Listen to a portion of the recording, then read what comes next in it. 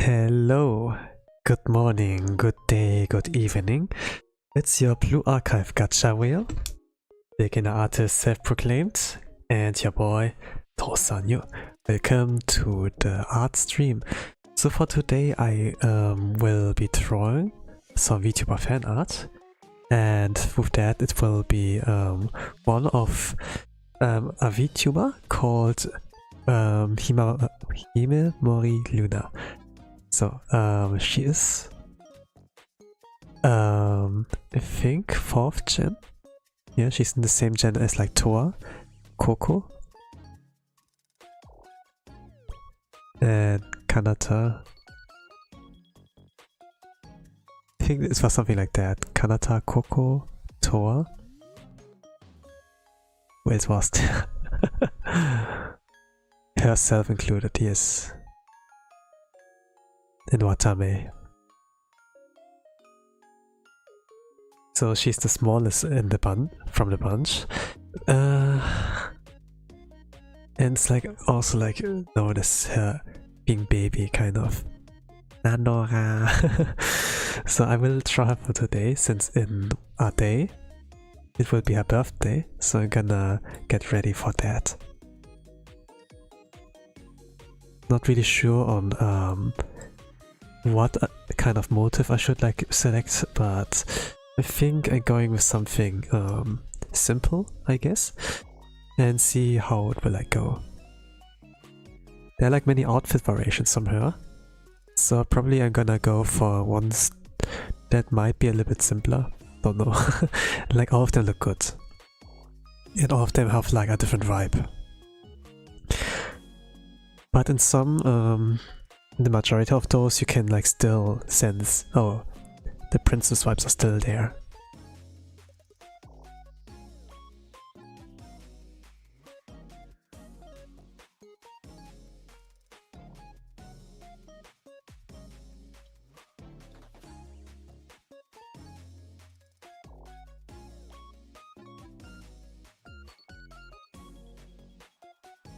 I didn't have much time to like prepare a sketch or something, so it can't be a one draw challenge. But since it's her birthday anyway, I think it makes more sense to like put my effort into drawing the character, to drawing the talent, like making it look good.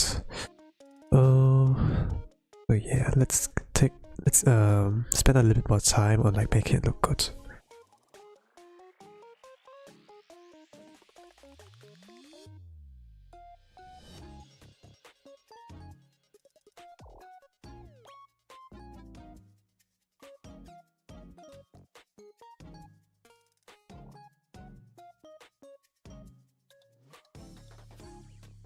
Maybe I can go for a standard one, not sure.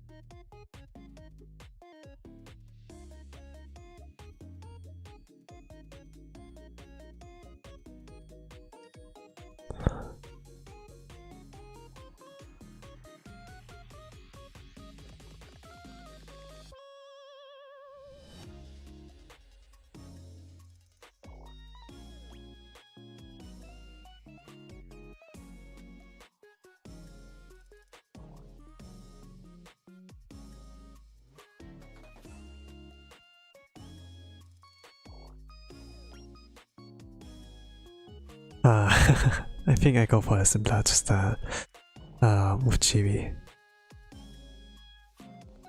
She has heterochromia, so 2 different eye colors on each side. But if I draw in this style, then I can kind of skip this progress, making myself a little bit easier. I think like eyes are not hard to draw, but it takes time to make it look good. Especially if it's like anime eyes, where you have to input color in. And those are usually, when you look at the eyes, probably the first indicator of like art style. Like if you can vibe with it. Like if it looks more realistic or like look more stylized, right?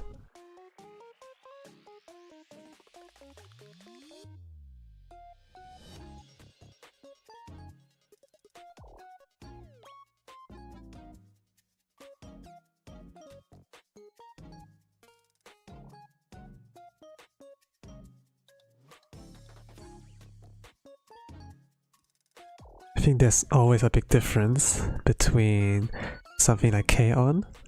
And then the likes of dark fantasy genres and this with their art style, like Berserk as a famous example, or like Vagabond. That's why, like, I think people like have categorized it into shonen kind of art style, seinen, shoujo, right? That all of those have a different kind of vibe.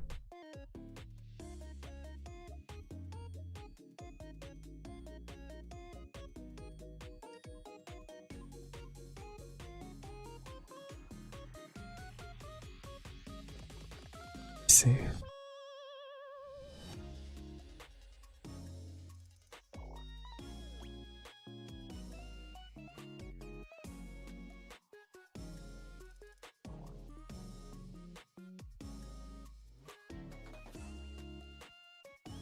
It's my first time drawing her.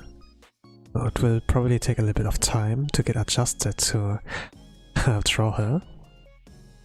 But I think I will take it a little bit slowly. Don't like take it too seriously. Just do what I know in drawing her.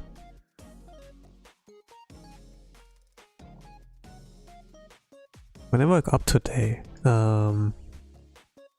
early in the morning, I think it was like about 7 AM. One of the first things I did is like drinking water, and then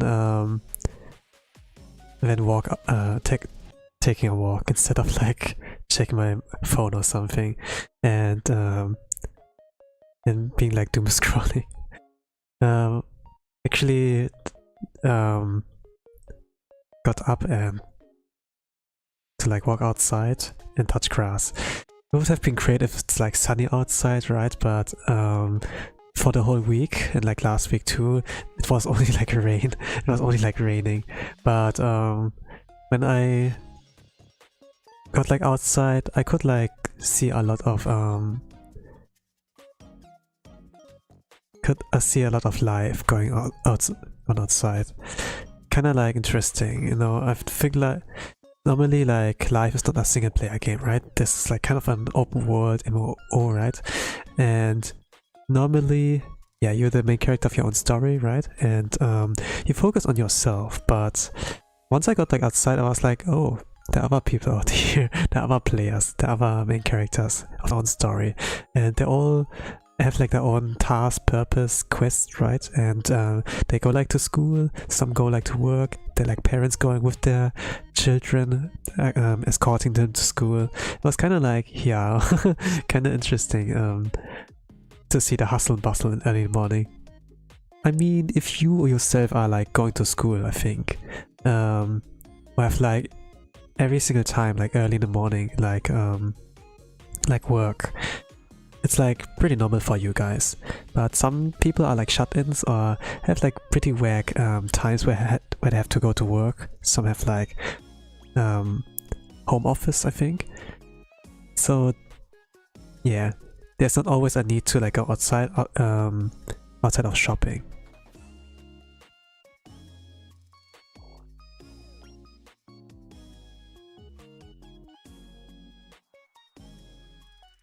When I have to go to work, it's like really early in the morning, like about 4 a.m, 5 a.m. And if it's like afternoon shift, it's like about yeah, afternoon. And then there's like not much of a hustle and bustle going on.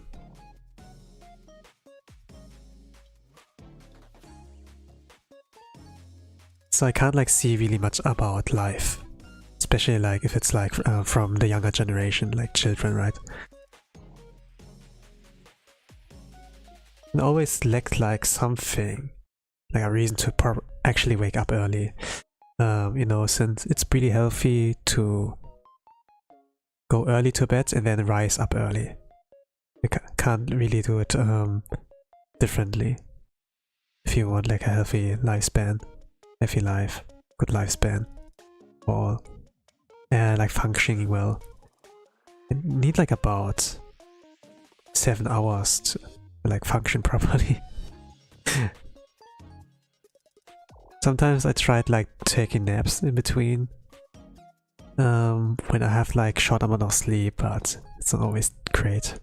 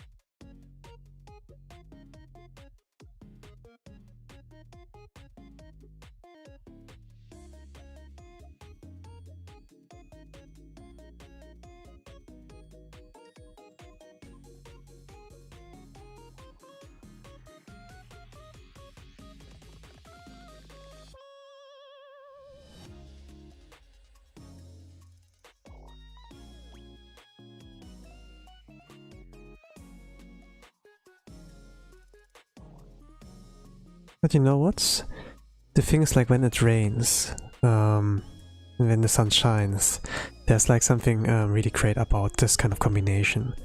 Can't really explain like how it works, but it was like early morning, then the sun was like rising, about to rise, and then it was like raining at the same time.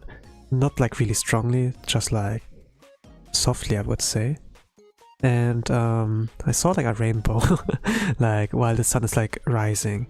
And you know, when it's like early in the morning and the sun is rising, then the color of the sky is like not blue, but it's like goes from dark purple then to orange reds kind of, and then there is like a rainbow upwards. It was like cloudy, but you could still see a rainbow. It was kind of like a nice sight to behold while I was like on my way back home, like after going to shopping, getting like more oranges, tomatoes. It was like kind of fun, like kind of nice to see.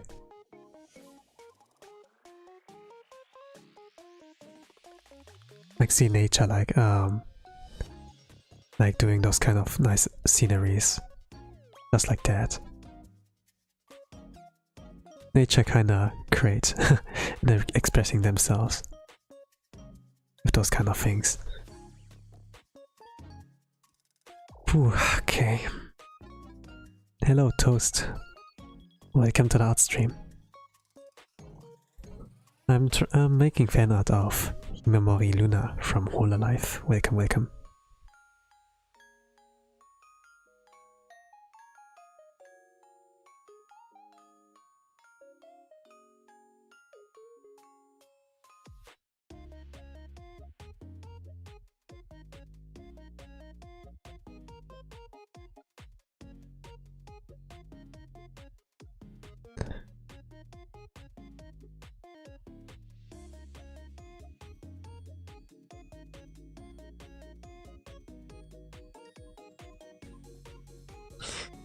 Actually, because I didn't went like outside a lot of times, or like appropriate times, seeing sometimes like a rainbow was something really nice. I think the last time I actually was like so aware of like my surroundings and like touching grass might have been really years, so I don't know.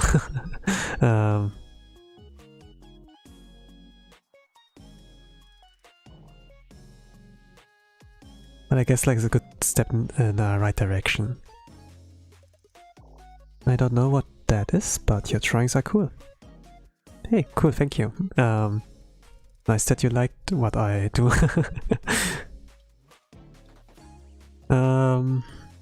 Maybe like struggling on the right word or like how to call that, but it's called chibi art style, right? Like super deformed.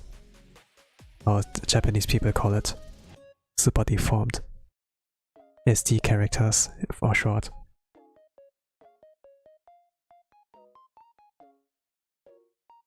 It's usually how you call stylized characters that are like very small compared to the human counterpart that are like regular size, right? It's just like drawing the characters, but in smaller. Like not as child, not as baby, but like just in this kind of form, right?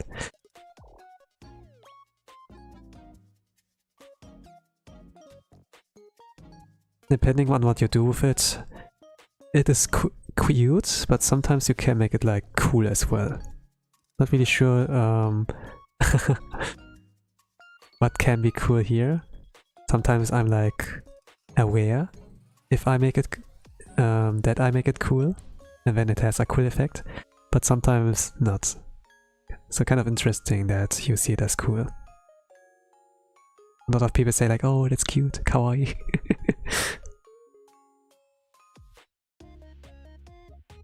It's like everyone sees the world, sees my art with different eyes. Huh?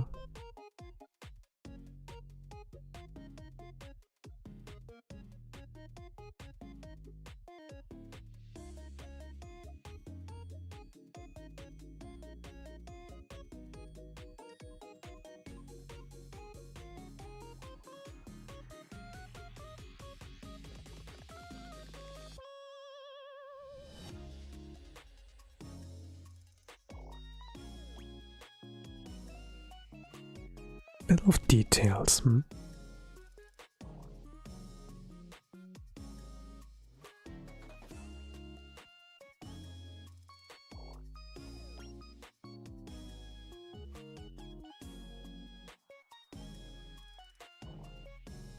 I must really say, when you do character design, you can do a lot more with female characters than with male characters, I guess, to make them like look special.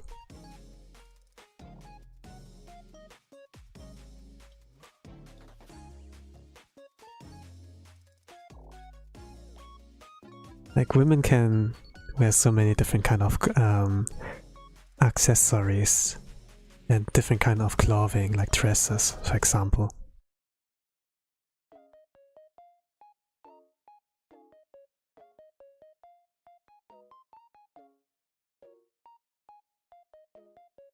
Like princess clothing, like a wedding dress.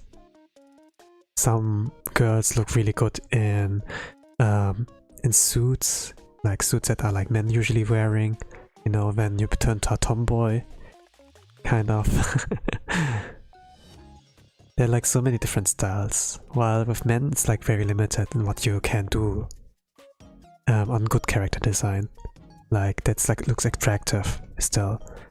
A little bit in the kind of Japan scene, you know, like the next Cloud and Tifa, kind of, that we make like the next sexy man, sexy woman, so to say. Doesn't have to be like sexy as well, it can also be cute. And you can do a lot more with women than like with boys. Still like, I think like I still suck at like character design. But if I draw fan art, it's like a different story. Because I draw like the good character design. At least like trying to. And I kinda understand in theory if I like draw them. I try to draw them.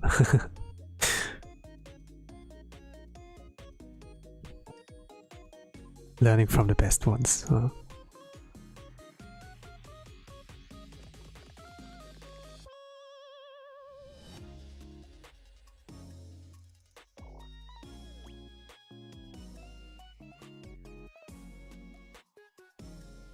think I will keep it simplistic with the colors if I do some, but yeah. It's not easy. It's not going to be easy.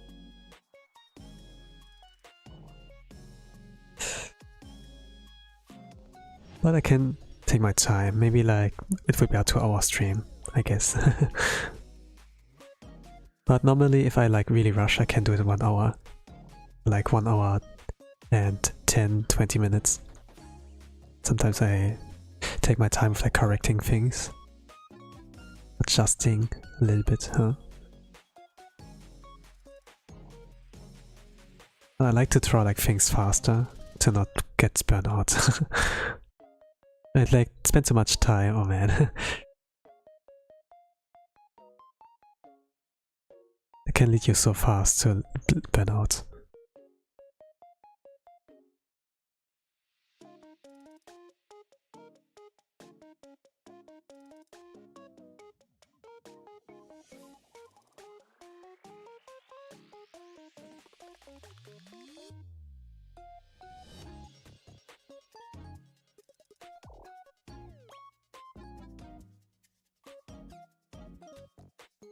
Okay, this was the wrong one. Wrong one again. Okay, hello Raga, welcome. I'm doing VTuber fan art. Drawing Himemori Luna, welcome. Okay, that's off balance a little bit. Not sure what I can do to fix that. Maybe the side a little bit shorter. Maybe it's about the face, sure.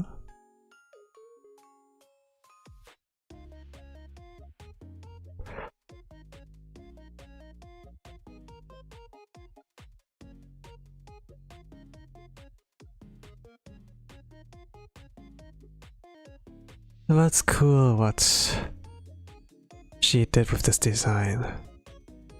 It's like a little princess, right? And there's something like a Hime there. And then there be like those Ojo-sama kind of types. Be like, oh ho ho ho ho ho.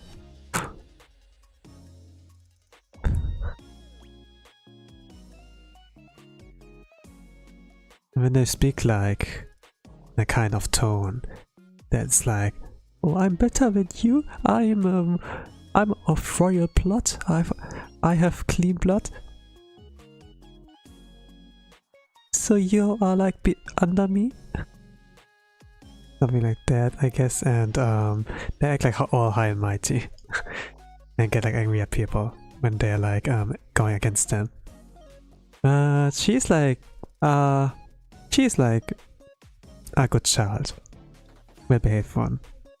And she has like her kind of accent with like na no ra na let's freaking na. And the Hololive Discord server, like, and fan Discord server, there's like a lot of funny emotes with her. Like Luna Galaxy Brain. Or like, nah, let's freaking nah.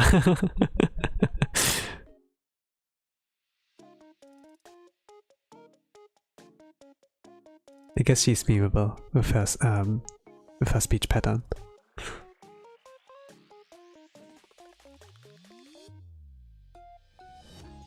And if characters are memeable or like people are memeable, then it spreads better. It spreads like faster, and with that you can get more eyes on you.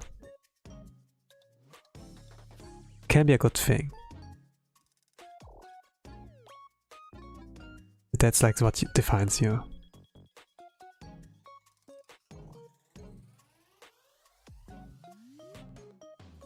Whew.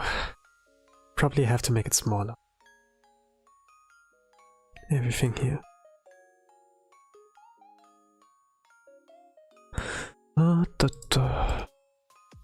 Transform.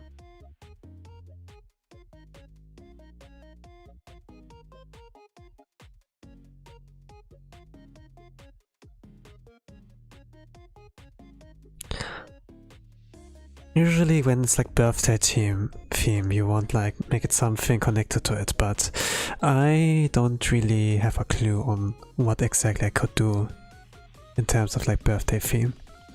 I'll keep it simple. While I'm at it, I can do like line arts with that one, to like draw the lines a little bit cleaner. Yeah. And afterwards I just add color and it should be done.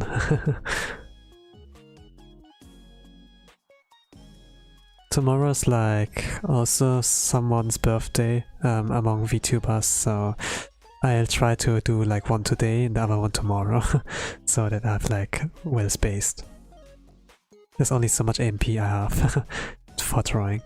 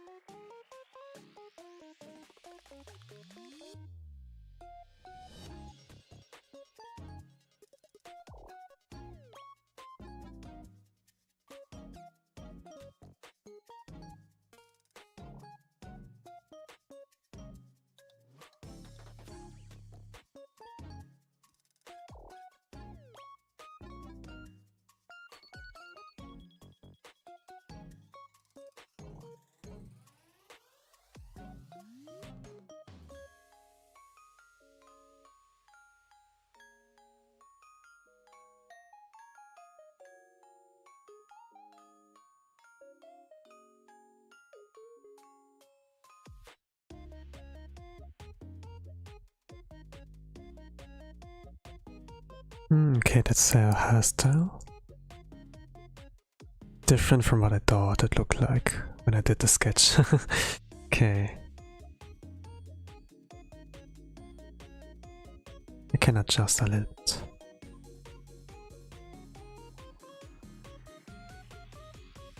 Ooh.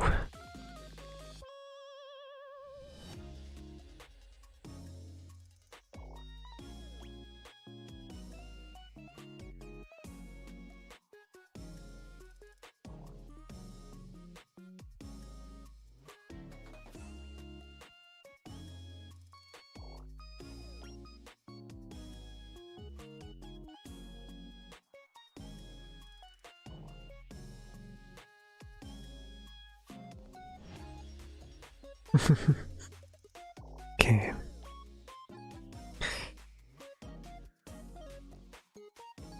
She's a good child. She's a good girl.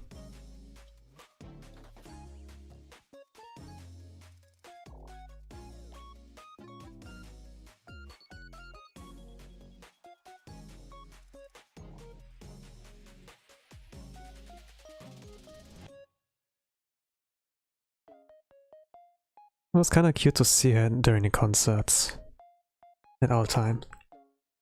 But if it comes like to 3Ds of other people, whenever they have like a birthday or like event, Luna's not always there since she is from weak physical prowess. Like her physical... Like physically she's like not that active. She's like a really frail...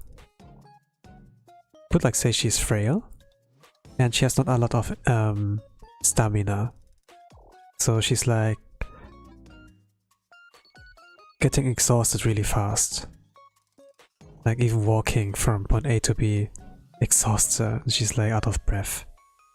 So she can't perform that much. But it was like really nice to see when she got on stage for like 1 or 2 performances. Like she improves. It's like kind of nice to see of the development. Character development. Because you can actually train those kind of body parts in you to like do better. Because like the thing is also, even if you're frail, you have to move your body, since this like one of the few ways to extend your lifespan and keep your body healthy. I say like one of the ways, but you have to actually absolutely move on a daily basis. Like sitting too much on the same place and just walking a bit, just like within your room, is like not enough. It needs like about 10-15 minutes. 10 minutes minimum, I think. I'm kind of like impressed that she still is like doing well. And that every year she's like in those performances. Some dance performances are like easier to do than others, but it's still like nice to see that she actually gets to do more. Maybe you could like maybe say that being a Hololive gives like the people there like the chance to like improve themselves. Maybe. Maybe it is like the thing that like pushes them forward. Sometimes a lot of people in the world who don't see the value in themselves. But when they're like people for them, like fans, right? And then they see like the support, you know? And with that like a reason to actually get your stuff together and move forward. They say like often along the lines that it's like thanks to the support that they could like go so far. That this gave them the motivation, a reason to actually wake up every day and like do good work.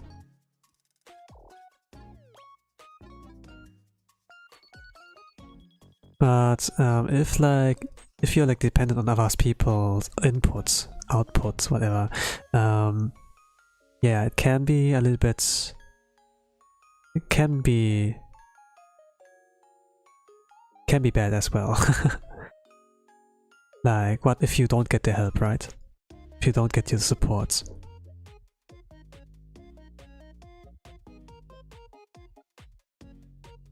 Then you're kind of like effed, I would say.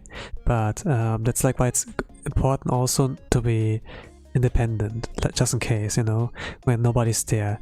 Let's say they're like at work or they are at a funeral from someone. You can never know the life circumstances of other people. So you have to be strong on your own too, and not like dependent on other people. Some people who are like clingy, right? They can have this problem. And if you look at like pets, for example, some pets can be clingy, right? They want you around. But they're actually fine. They can be actually fine, even if you leave them alone for a while. Like not like for days and weeks, but they need like someone around them. If you get like cats, for example, it's better to get like 2, so they're not getting bored and entertain each other while you're like gone for longer than a day, maybe. But yeah, if it's like only 1 cat, then make sure that you're like within the day back. because you need to feed them as well. You can't like put in like a mountain of food onto their tray and be like, okay, I'm gonna be gone, that's your food for today. And they're gonna stare at you and be like, ha. Cats are like, they are like funny, I would say, cats. Like on how they react. There are like so many memes out there. It's kind of funny. But I think, yeah, are there more memes of the dogs? Like with the doge, right? With the Shiba Inu dog? I think there are like more memes of the dog than with dogs itself than like with cats. But at the same time, like, yeah. I think like Shiba Inu dogs have like few...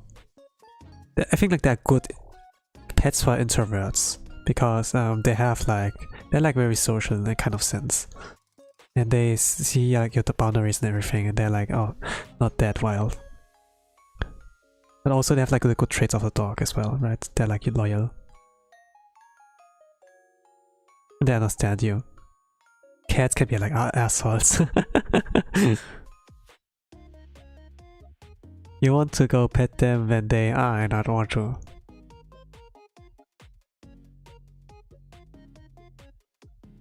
But if I were like gaming or like drawing, when they're like, I'm busy now, I don't want them to disturb me when all of a sudden they come to disturb me.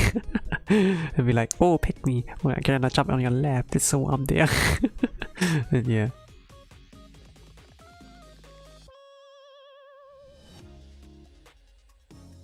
Hello Yesa, welcome to the art stream. I'm drawing Luna from Hololive. Welcome, welcome.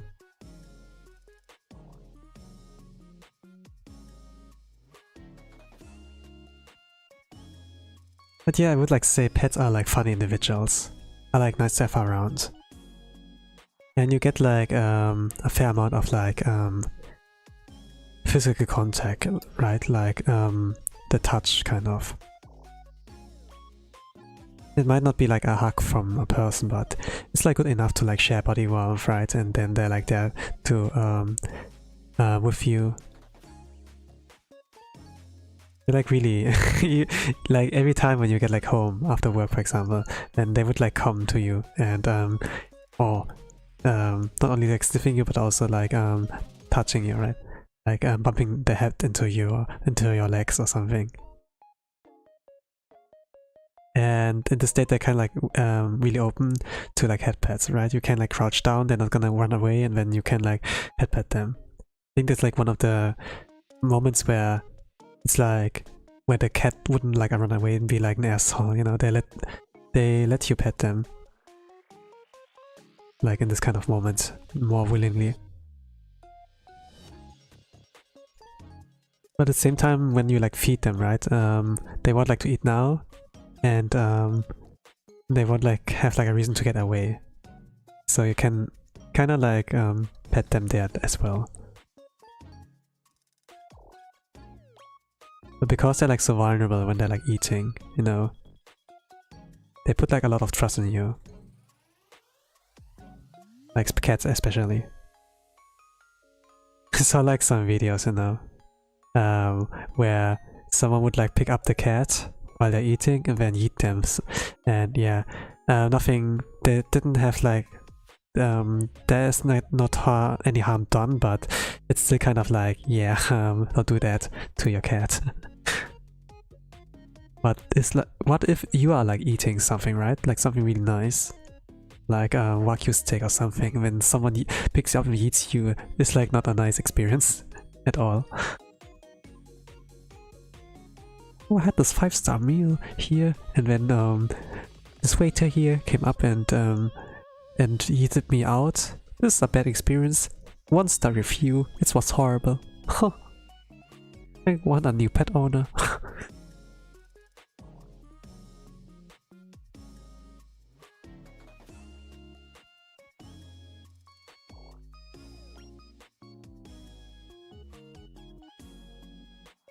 It would be funny if they had like something like a network like that. But yeah, I think like when I was a child I really enjoyed like those kind of movies, you know, where the main character is like a dog or a cat or something like that. I kinda like cat and dogs, like in the beginning. Like the very first part. I think like the sequels are like not that good.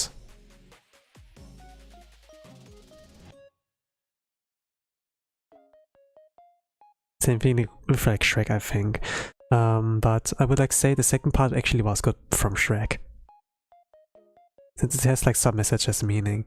But afterwards it's just like plummeted in its writing. Maybe because it was like a random hit. But it had like so much of messages and like contrast, you know.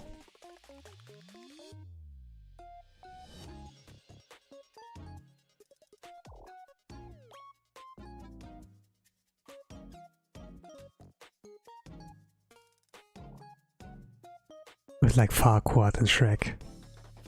And Farquaad is like a small guy, but he has like so many things around him to compensate for him being small.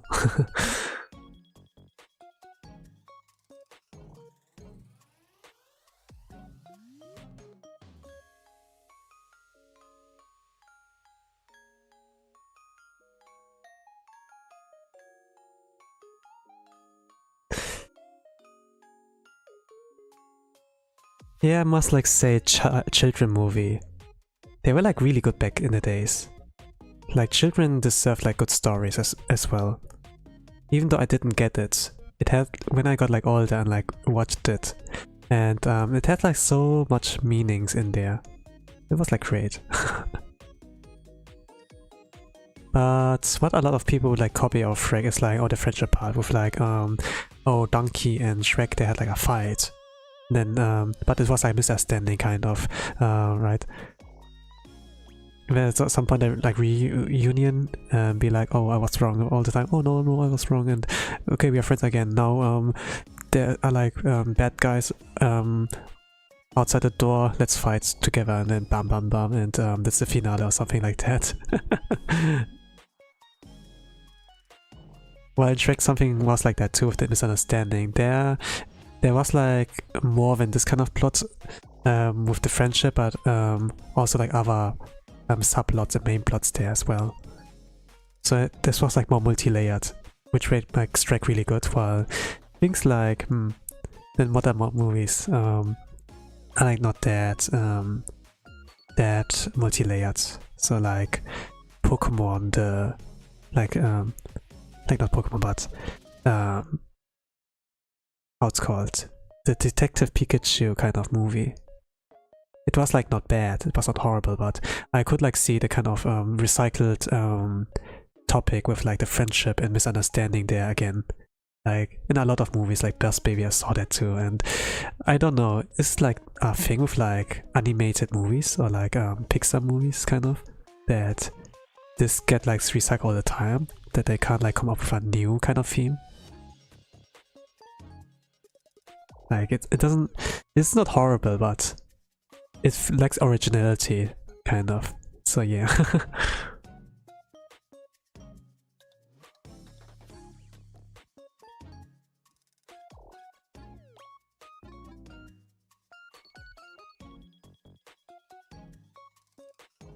Like not even like in animated movies, but also like in live action, you know? Rush Hour had something like that too. Like with Jackie Chan, the Jackie Chan movie, you know, with Chris Tucker. At the beginning they didn't got along well, but then they built up a friendship. Something like that. So the misunderstanding was like in the beginning. But they would like bond during the course of the story like pretty well. I think it was also like in Shanghai Nights, Shanghai Noon, Shanghai Dawn, like this kind of series. I don't know, man. Yeah, with like stories in the West. But there actually is some good ones out there, you know, since Omori, for example, is like not your Japanese RPG game. Like I see like, I'm not finished with Omori yet, but I see like there is really good writing going on with the characters, and a lot of thoughts. But because you get like so attached to them, you know, and then there are like horror elements in there, I am... I'm kind of like wondering what will happen. It's like a long game play. It's like takes a long time to play. Like about 20 hours, 21 hours, I think, like to finish the main route. But there are like many endings, many different endings. I don't know. I try my best to get like to a happy or like a true ending, but I'm not really sure what the conditions are. I try like my best to like get to the best end, best outcome. And I feel like the characters deserve like a good future. They're like so young.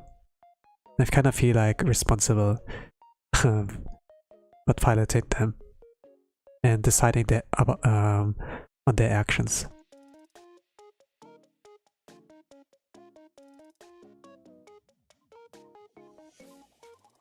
Maybe too much of influence of Blue Archive, kind of. Like when I control characters that are like so freaking young, man, kinda need to do my best to be a good example. Like raising those children to good like individuals when they get like older. But it requires to like them not messing up too much. While messing up is like pretty normal in youth, you want like to lead them to the best outcome.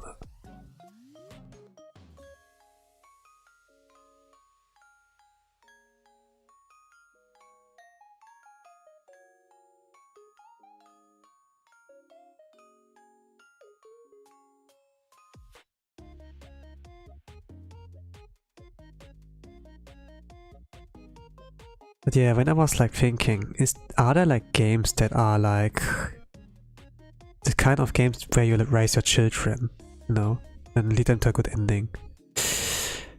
There's something I think like back in the days, it was always like Tamagotchi, right? That you raise like your virtual pet or something when there's like Nintendogs, right? As well, where you raise like your virtual pet.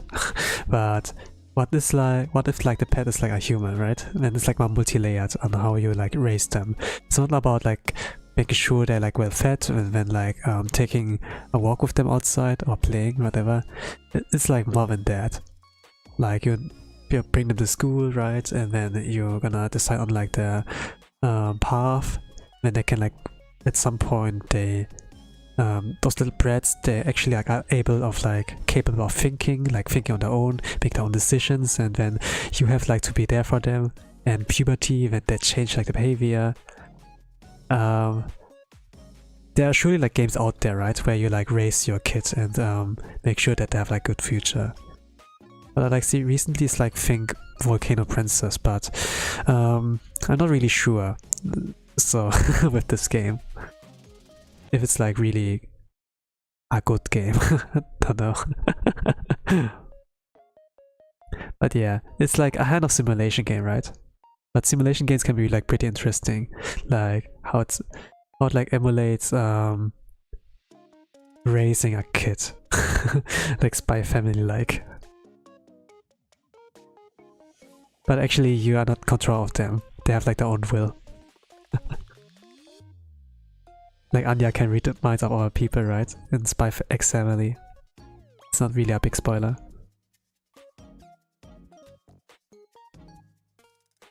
They actually can go against you. But then Anya's like, oh, if I make it like the obvious that I know everything, what they like offer me, then they will think I'm a psychic. No, let's not do that. Let's abuse my power. It's kind of like funny as well, like that they don't like overabuse their abilities, and it's like stays grounded. Everyone with their secrets, right?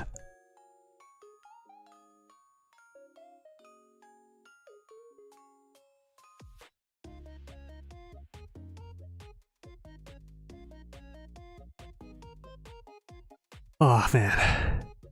Yeah, but even though like families are pretty good, right? Like trying to market it like video game wise, I think this will not really be a thing. Like with Shonen Jump, like, right? Where like having epic battles is like a common thing. You can like, yeah, video gaming, but there's like a power system and everything.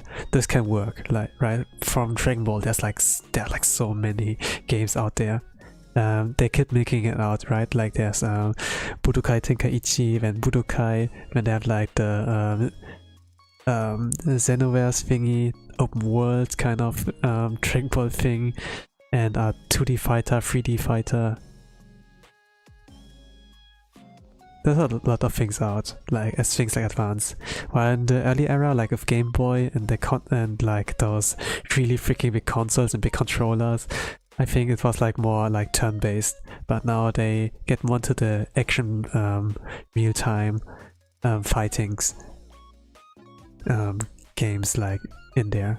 It advances so it's fast. I remember I played like some of those games, but yeah. But yeah, even though I'm like enjoy fighting games too, I think like those games where I can take like slowly, like a little bit turn-based, right? Or like farming. It's like more of my thing as well, right? You know, something where I need to strategize when having like something in real time. But would like appreciate like another, like a lot of other game systems as well. Like if I constantly play like the same RPG maker styled battle system, it can get like boring. So having like so much originality can be like good. But at the same time, if it's like the same system, then I can reuse all of my strategies of one game into the other game, for example. And this gives me like a edge in like planning a battle. Or like a campaign, or not campaign, but like a general playthrough, right? What items do I need? If I get like ambushed, okay, then let's do poisoning into sleep, something like that. And what happens if I whack them if they sleep? Will they wake up? Or do I need something else to do? Do I need to spam sleep powder several times in a row? I don't know. But there are like so many cheese tactics. And sometimes you have like those tactics because the game has like stakes, for example. Like when you lose, something will happen to your teammates. And during all ages games, there's like no consequences really, but I'm like an adult, so I play like adult games, and if I lose, for example, and my party are like females, like female party members, and I lose, something will happen to them. Especially if like the opponents are like monsters or like males as well, and then yeah. I'm not gonna say what will happen, but this like increases the stakes, and especially when those characters are like are really nicely introduced into the game, you know, that they're like likable characters, that they're like deserve that they're like so worth it to protect, you know. Then you're gonna give it your all, so to say.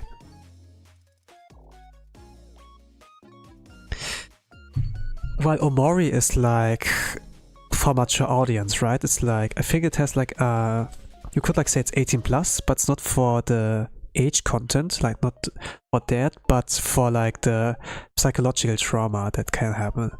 Of course, I think like there's no consequence really if you lose in a battle, but later on I think can be like pretty harsh penalty wise.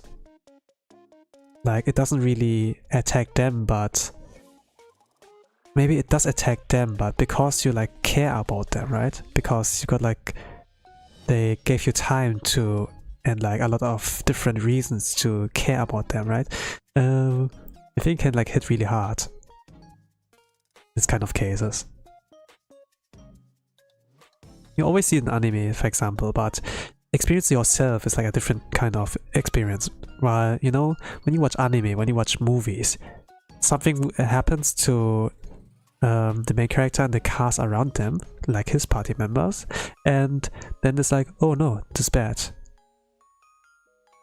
And then you as a viewer just are like sitting relaxed in your chair, have like maybe popcorn, maybe like something to drink, right? And be like, okay, there's a turning point, let's see what happens. And you're like just munching your stuff away while like watching with interest. But if you yourself are like in this situation, then it's like a different story, right? When you're like immersed in there. And all of a sudden it's your problem as well. and you put your effort in there. Give your best. This is a strategy game. Please understand the game system, and then you can beat them. No, I have skill issue. And then yeah, you lose multiple times until you learn how it goes, because you're like sick of losing, but at the same time seeing those cruel things happen to your teammates.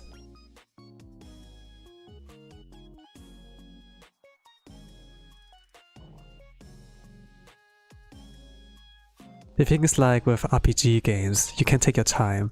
Well, it's like turn-based battle system or like strategy. You can take your time, think about your options proper, like carefully.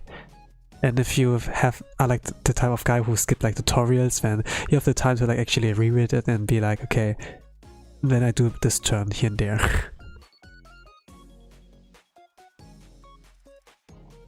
But sometimes like depend on G as well, yeah.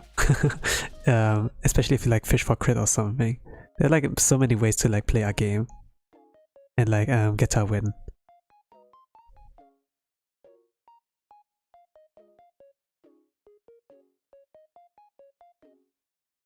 But yeah, if it's like more real time, then you can't really strategize anymore. You have to do it like kinda, you have to adapt sometimes. Or if it's like not a human player, but like a CPU, right? And they have like attack patterns, and some things they repeat over and over again. But depending on like how much HP they like are, they like change the attack pattern, you know, there's like something like phase 1, phase 2, phase 3. It's mostly like 2 phases, and there are like 2 different sets of like move sets, like in patterns. And you have to like adapt to that as well. For like Dark Souls, for example, Melania is like one of the hardest battles there, and it can be like hard to get used to, but if you get used to what she does like at this phase and at other phase and how the attack patterns look like, you can actually like solo her. You just have like no armor, you go in with no armor. That means like you can dodge better, you know, but if you get hit, you're dead. So you can't like afford to get hit. But you have to still have a weapon with you, right? And the guy who's called like let me solo her is like such a legend. Nice to look at. Like the battle. Oh, it looks like a dance. He's like enjoying the fight. What a legend. Let me solo her. He carried my ass in this kind of fiend. Now I can advance the story. Like especially if this like the game has something like multiplayer. It can be like nice to make like a significant appearance and be like one of the heroes, you know.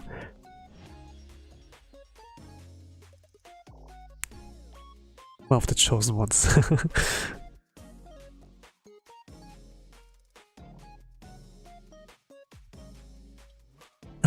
But yeah. How about games, you know? Like RPG games. I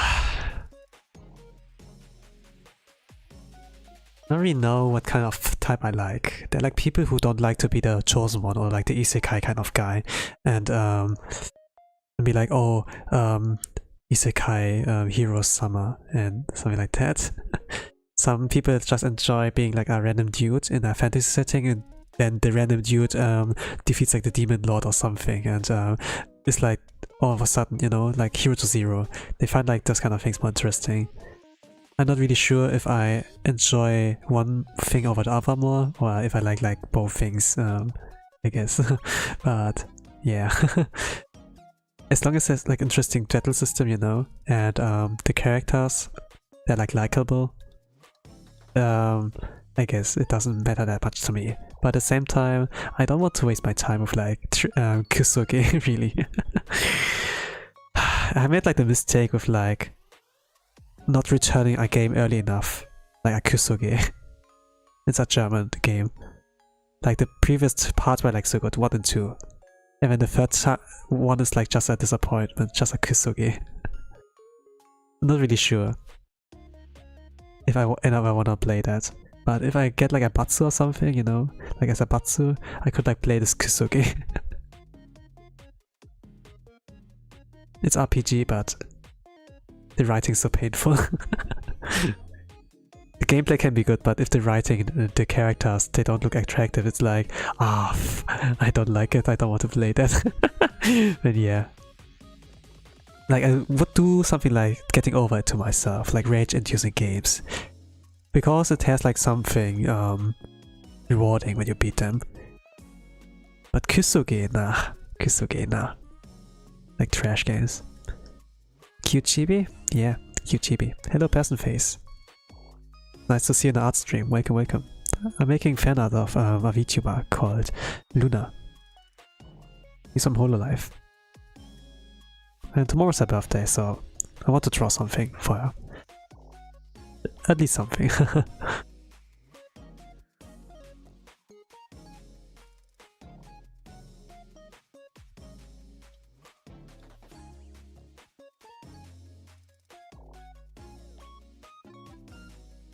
But yeah, I like those kind of games that have like some in-depth strategy in there.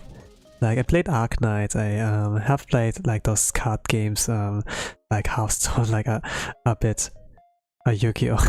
But the thing is, like with card games, you know, there are like sometimes really OP cards when there's like a ban list and new cards get like released and the meta gets like shifted constantly. So yeah, I don't really like play Yu-Gi-Oh! Since you have to be like really rich to be up to date, and then there are tournaments as well if you want to visit those, you know. It gets like so whack. And some of the cards have like really good design, you know. But it's kind of like wasted because it's on a TCG, so there's like nothing much to develop lore with them and make them like a girl of a harem or maybe something like that, you know, or like give them more depth like in an RPG, you know, like a party member there. There's like not much you can do with those cute girls in a TCG setting. It's kind of like, yeah, kind of whack. Like Dark Magician Girl it's called in the English, right? Dark Magician Girl. Such a good design for many people. One of the first waifus for many. I was like thinking, you know, when I was a youngster and I saw like Dark Magician Girl, I was like, yo, she looks good. She looks good. I said something like that, but if I think like back in the days and now it's my vocabulary for nowadays, I would like say, oh, she's so hot. You know? I mean, she is, right?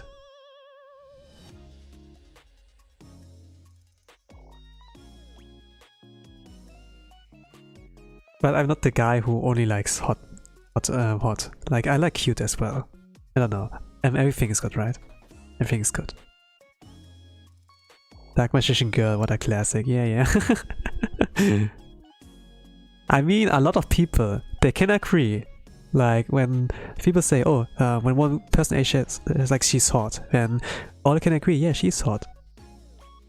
She's like one of the OGs in this kind of sense, of like being a waifu. But the same thing is like, it's a TCG, right? So there's not any personality in there. The only thing we have, oh, there's Dark Magician and there's Dark Magician Girl. They're like a student and a teacher, right? And they have like follow-up attacks, they have like combination attacks, and that's about it. And this girl looks cute, that's all. There's not much you can do lore-wise to put any depth in there. So there's not much interesting things.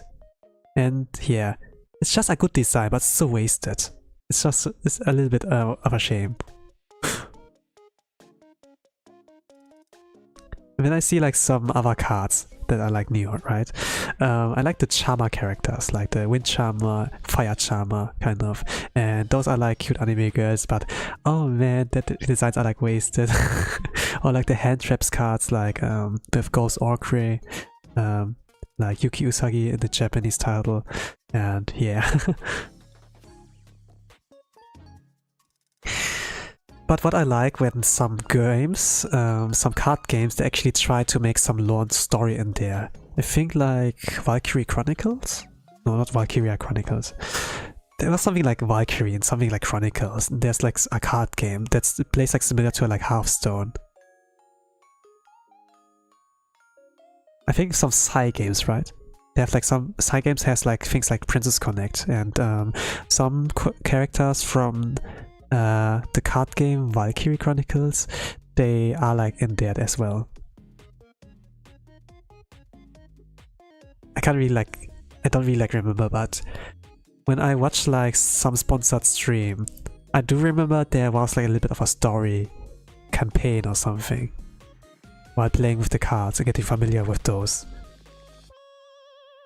I think, yeah, if you don't waste the designs, you know, but make them to good use to make like a story and lore, and putting lore especially, then yeah, that's like that's like really appreciated. I think that's like the way. It shouldn't be like that good designs should like waste it on that. And it's like all about the duelist.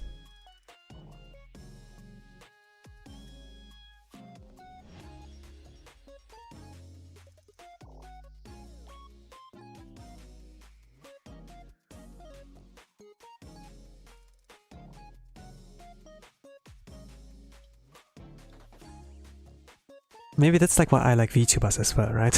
Because they have good character designs, but they make something with that, right? Like whoever like has this kind of skin suit of a VTuber or like cosplay, whatever, you know, there are like many ways to like compare a VTuber avatar with that, right? There's a human behind it, right? And the VTuber can be, the VTuber model is like a skin suit, a costume, a cosplay, right? But there's someone behind it. And then they do like their streams, sometimes with the intent of lore, sometimes they're like just themselves, but still making lore. And especially if like corpo, you can like rely on that they like thought about something, like what the character represents and what the setting is. And especially if they're like debut in a group, not solo, but like in a group especially, they can make many cool things together. I really like what they have like done so far. It's like mostly the idle way, right? But if I see like stuff like Holo Council or like Holo Myth, you know, when Holo Council got announced, did you saw the PVs, the trailers? VTubers have lore, yeah. Can you remember like Hololive, Holo EN Council, like Holo Council? Then there was like, oh, the orb, the square, the triangle, and then praise the cube or something like that. And when like the lore videos came out, you know, this was like after Iris and got debuted, like a few months after, and then like Omega Alpha. It was so epic all of a sudden. And then a lot of fan art got like dropped, like Myth versus Council. He thinks like Myth consists of like mythical creatures, like Ina is like based off like Cthulhu, kind of, with the tentacles and everything. Gura is like from Atlantis, you know, the shark lady, so to say. We have like time traveling detective Watson, and we have Shinigami, the death with Kali, a phoenix with Kiara, right? But the council, we have like the god of chaos, the god of nature, the guardian of civilization. This was such hype back in the days. It was so hype. Crazy lore. And then compared to JP, it's just like, oh, we're idols. Yeah. But actually, like Gen 3 of JP, it is called like Hololive Fantasy. We have like Hoshimarin, Pekora, there was like the Necromancer girl, I'm not gonna say her name. There was like Noel, the party leader, Dansho, and there's like Shiranui Flare, the elf girl, right? It was like kind of a party in an adventure game, so to say. It was like pretty cool. And the topic of adventurers, Tempest, Holo Stars Tempest, like Regis Altair, Axel, Espanor, Magni Desmond. And there's like Vanguard with Battle, Shinri, Flayon, Haka, and the Bounty Hunters. I kind of like the direction, like how it goes. And there's lore with that. They have like voice packs and where they like explore it further. And some have their own video games, like Aqua. Watson as well, I think. For Chico Taco she has like a game. But story-wise and having lore plus video game, I think it's only like Aqua, maybe Sora, but it's like fictional. Like it's not the canon lore, it's just like alternate universe, so to say. That's really interesting. I've seen some cute funny Gura clips. Yeah. A lot of them have funny moments, like besides the cool moments, they have like some funny moments. I mean, they're entertainer at the end of the day, right? They can do whatever they want with that. Fubuki has like done those funny voices and Scatman clips and everything. But yeah. The thing is like, they're professionals, right? They know what they do. It's like pretty interesting to see. Like what they do with the avatar and like, and entertaining content with that.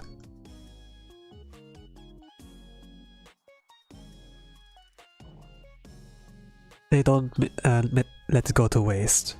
This is like what I really appreciate about them.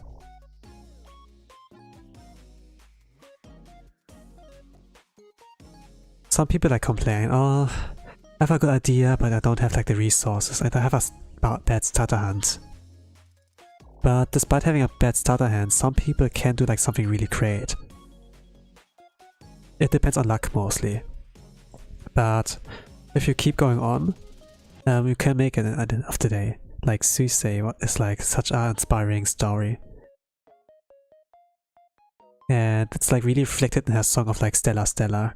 And like the songs they like sing, original songs they have. It also has like a little bit of lore as well. Like it really like reflects on like what the person, like the VTuber, has like went through. Like Reflect as well has like a little bit, has like some soul. There's like Gura in it. You can like feel that that is her song.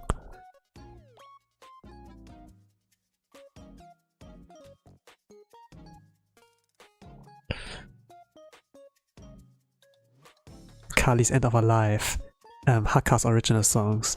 There's so much in there. And they talk like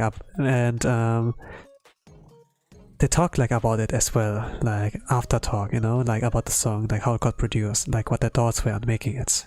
But besides like what they talk about, you can also like kind of like try to analyze the lyrics and like see what is like meant to meaning, hidden meanings. Are there more? Is there more than the eye like says, right?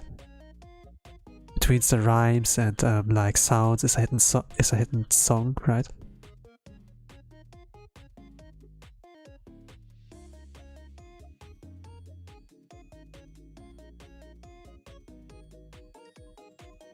It gets really interesting. Like once you are like willing to open the door, right? Like on like taking a closer look on those things, it can get really interesting. It's like one way to like entertain yourself, really. Like back in the days, you know, we didn't have like online games, but we had like to play games offline. And if we buy the game, we had like a lot of in return, like, you know, investment in return. We buy like a game for 30 bucks. It was like not expensive back then, really, but we had like a good amount of playtime for like 30 hours. And if we split it up like about weeks, you know, days, weeks, and had like good return. But if we like play out of playtime, we would like analyze the story, the characters, what we liked about them, and then build a community, right? And this is like something nice to like connect with other people. Nowadays there's like a lot more brain rot, but with that also like good things like memes, right? Meme culture, and memes are like pretty good to like spread things, like to get more eyes onto that franchise and have more people to talk about it with it. You know, like back in the days, anime, this was so niche. You want to talk with people about it, but it was like seen as cringe and something back in the days. Like the barrier of entry with anime was like pretty hard to do so. But it all begins with like watching maybe anime or maybe reading manga. No, you'd be like, oh, that looks cool compared to the Donald Duck comics, Mickey Mouse, right?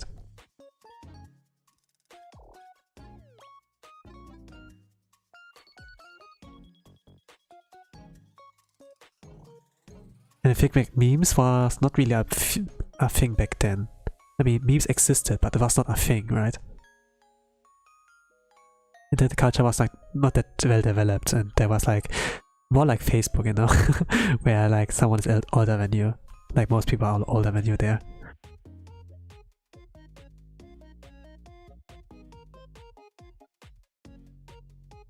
I think a YouTube stream didn't exist, right? Twitch was not a thing. It was like mostly video uploads, but video uploads are still like the goat. Nothing has like changed much there. But we got like something new with like YouTube Live, right? But yeah, YouTube, I wouldn't like say it's like a really good site to stream on currently, since VTuber wise it's like kind of like hard with like the, like, you know, people get like banned for no good reason. But they do like ASR, but there was nothing sussy, right? They're like guidelines, but there's like not really like clear line on like what there is. Unless you're like a big guy, a big boy, and have like company backing, it's gonna be really hard to like reach out to YouTube. I know. Yes, anime used to be shut now. It's kind of like accepted and popular. Interesting how it's changed. Yeah.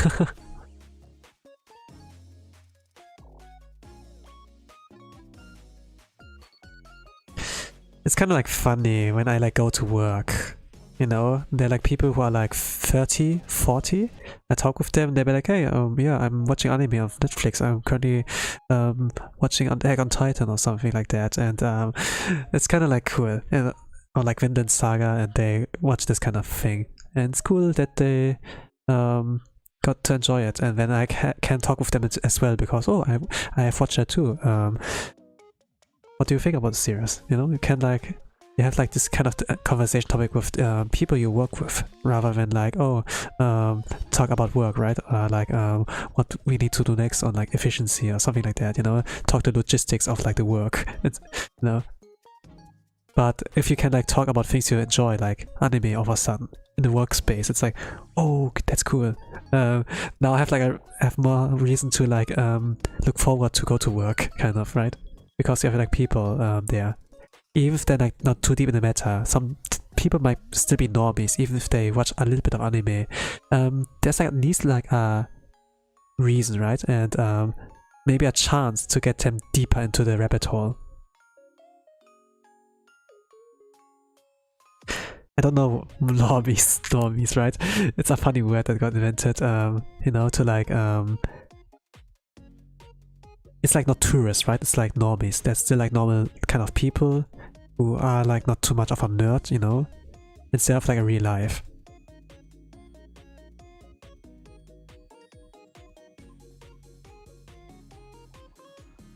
It's like not too malicious when we say normies, I guess. But back in the days it was like kind of hard.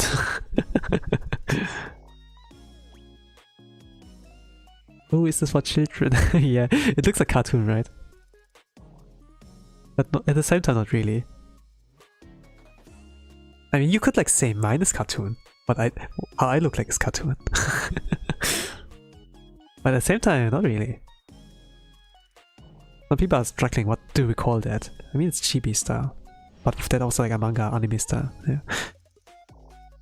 Normies, yeah. At least not tourists, right? Tourists, they try to act like, oh, I know everything, but actually they do like more harm than good.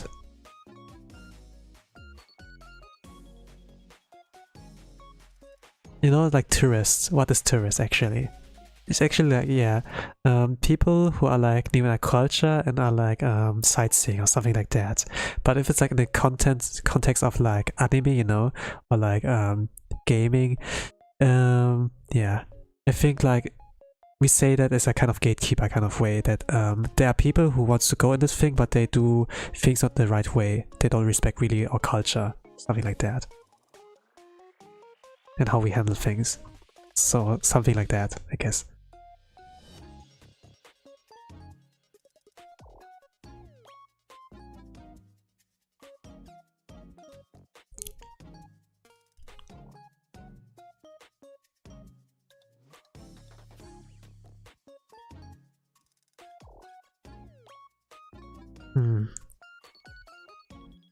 Yeah, I guess I do the same thing with the bling bling effects.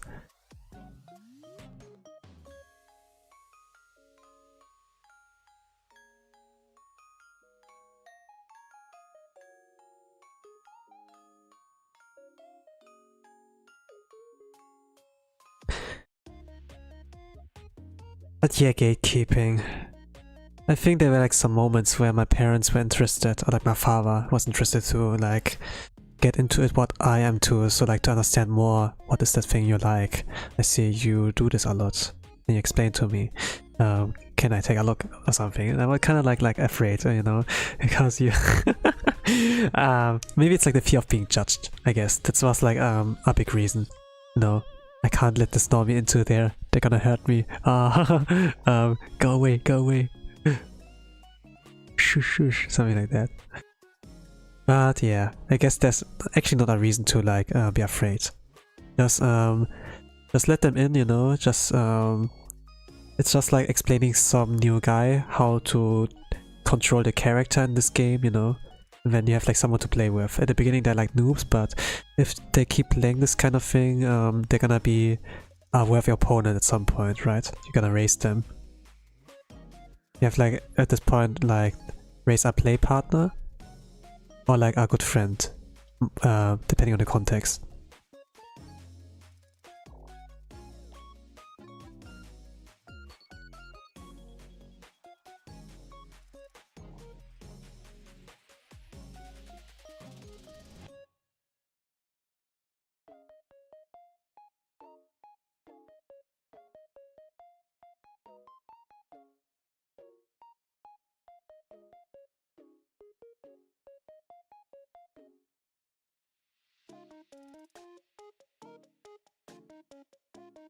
Good night, Tosan. Ah, you're going? Alright. And thank you for watching, and I wish you a good night. Bye bye.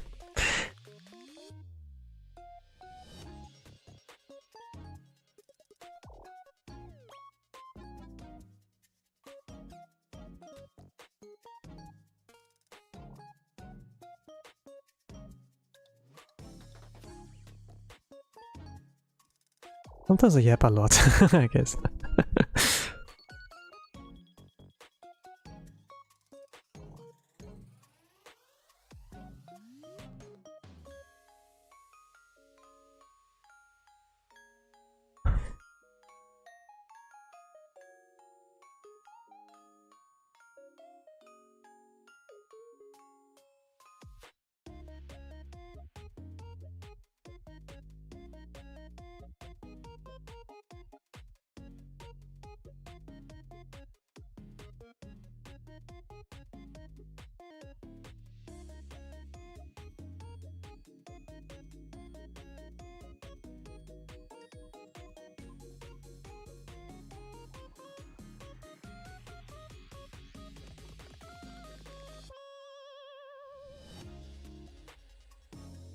Okay, I'm not drawing her crone, little crone like correctly, but that's fine. It's chibi. Chibi desu. Chibi desu ne. You like simplify a lot of things you draw, chibi style. And it will work out.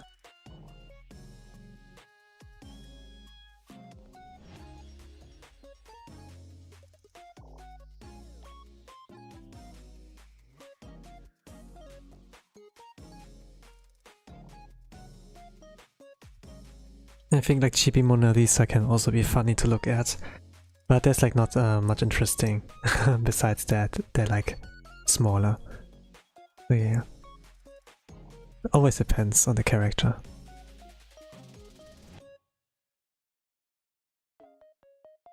Caricature.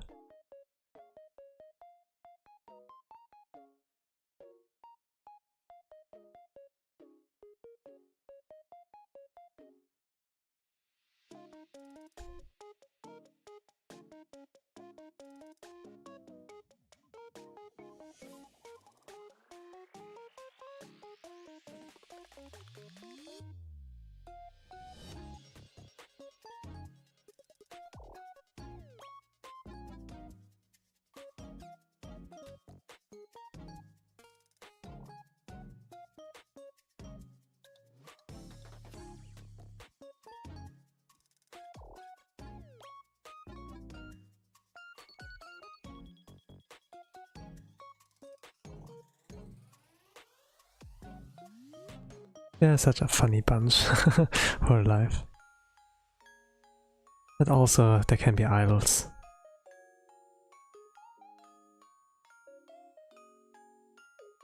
People you can look up to. Role models. Ah.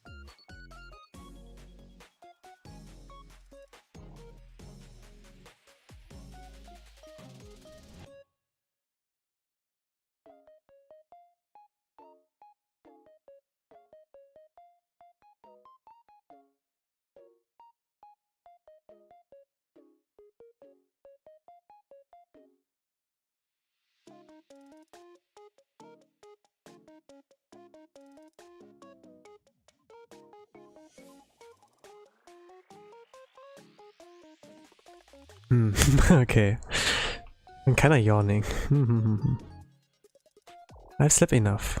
I guess maybe those things are like too easy for me. I start yawning.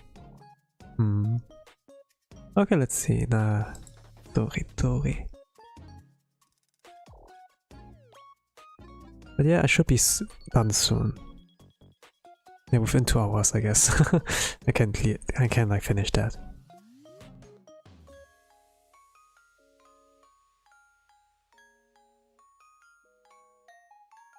Let's post it some point today.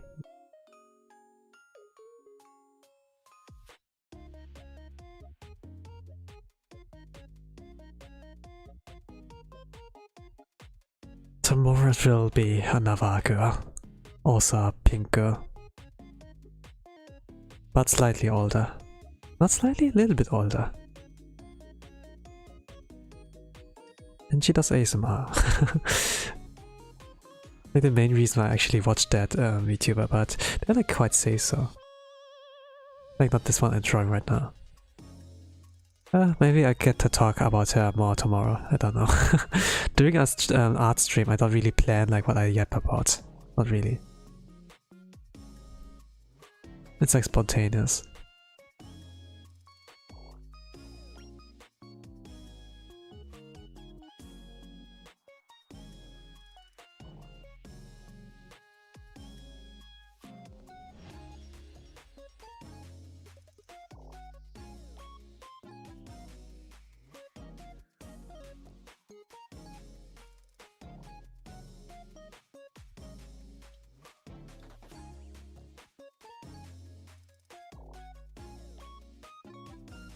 But you know, people being reliant on other people that actually function and work. There are actually like people like that out there. I'm like kind of a proof. I'm actually like someone like that, I would say. I'm amongst those people. You know, kyatto Hitman Reborn? It's like a franchise like putting a focus on gangsters. Or like mafia, kind of like Italian ones. But it's like in a way that's like not taken seriously at the beginning. But as it's got like more serious and serious, then yeah, the funny comedic part of that is like gone completely. But the characteristics of some people, you know, from it being a comedy skit, comedy manga first, where like the intact, like, you know, like with Goku there, I think, that they're like really attached to like the main character. But there are like other people, it's like Dino, for example. He's like kind of a boss of a mafia gang, but he's only cool and dependable and a good fighter if his mates, his friends are like around him, like his gang members. If there's like not one around him, then he's just like a pushover, really weak and everything. It's kind of funny.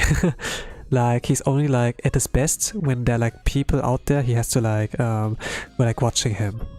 He has to protect or something. Maybe like he's the kind of guy who doesn't see worth in himself but worth in others, and then he shouldn't let them down so that their morals like always high up. He's like completely useless if he's alone. But if there's just one guy watching him, he's like, okay, I need to get my shit together. Then he's the best fighter in the group all of a sudden. Kind of funny. And I'm kind of like that too. Like, I'm not totally useless and such, but I get like considerate amount of a boost, confidence, when like people are around me there. Doesn't mean I'm invincible, but I kind of get it.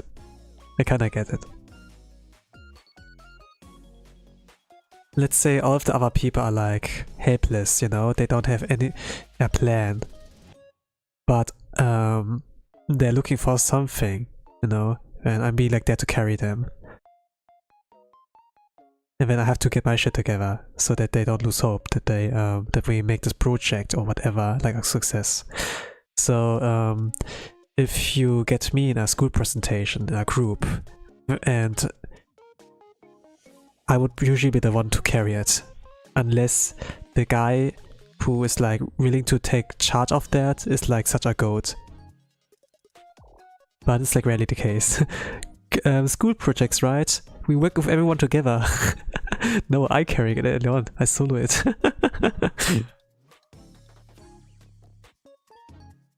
No teamwork. What is that? Power of friendship? This is a lie.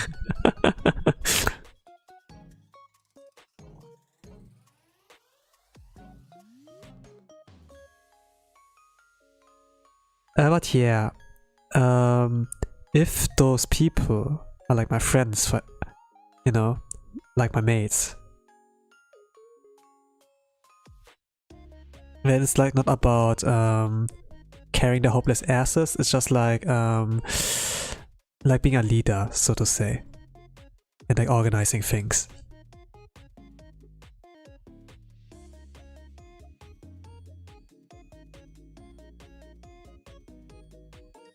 This would be my role usually.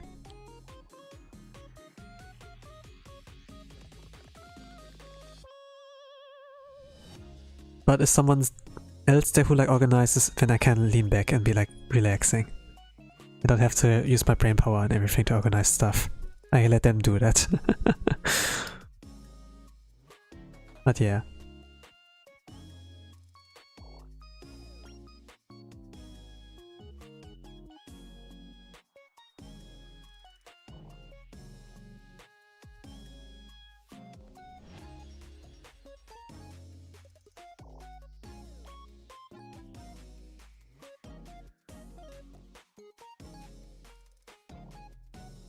But if I would be a Katekyo Hitman Reborn character, I'm Dino. I'm totally useless on my own. Not reliable if there are teammates around me who need to be carried.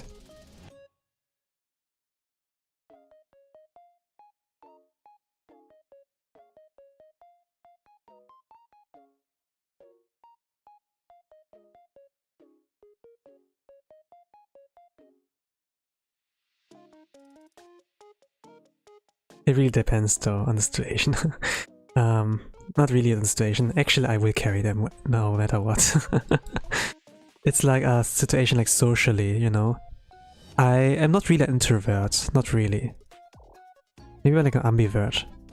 I like seeing people, but it takes like some amount of my social energy, like my battery.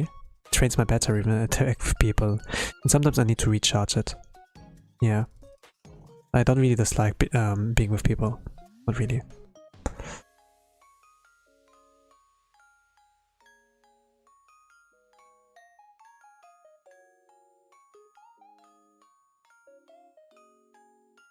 I was like thinking when I played Refine Self, the personality test game, that it could like tell, or are you introvert, are you extrovert? Not really, but it told me something else, like about what I am, who I am. Like on stream you only like saw 3 traits, I think like philosopher,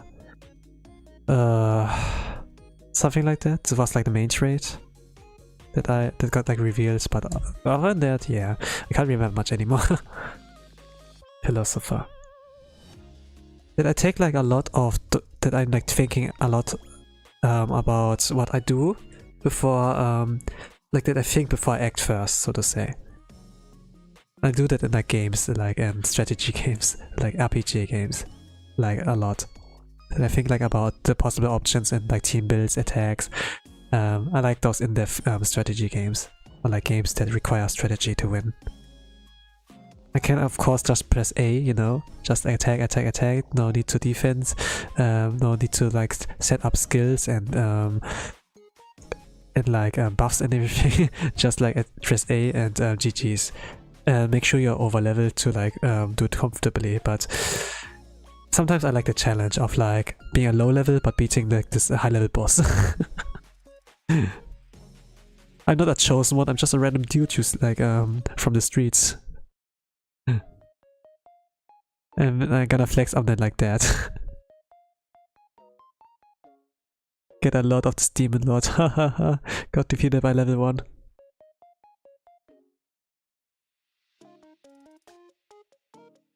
But yeah, I really could do that.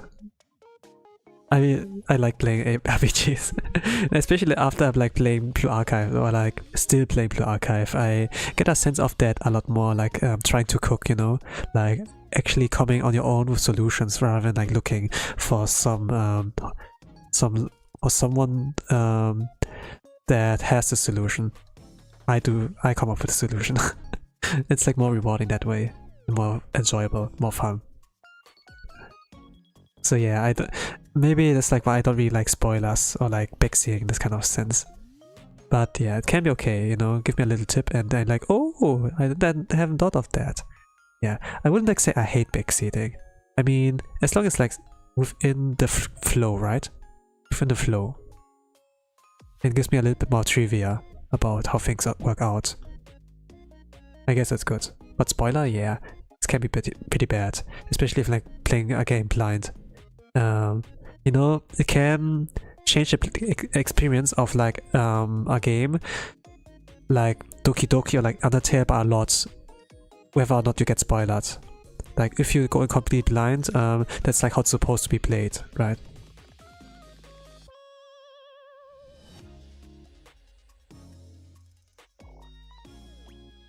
And man, Undertale shocked me, really. I got like the neutral ending in the beginning when I played Undertale. And the words Sans has said to me, it really did, it was really like, it hurt me.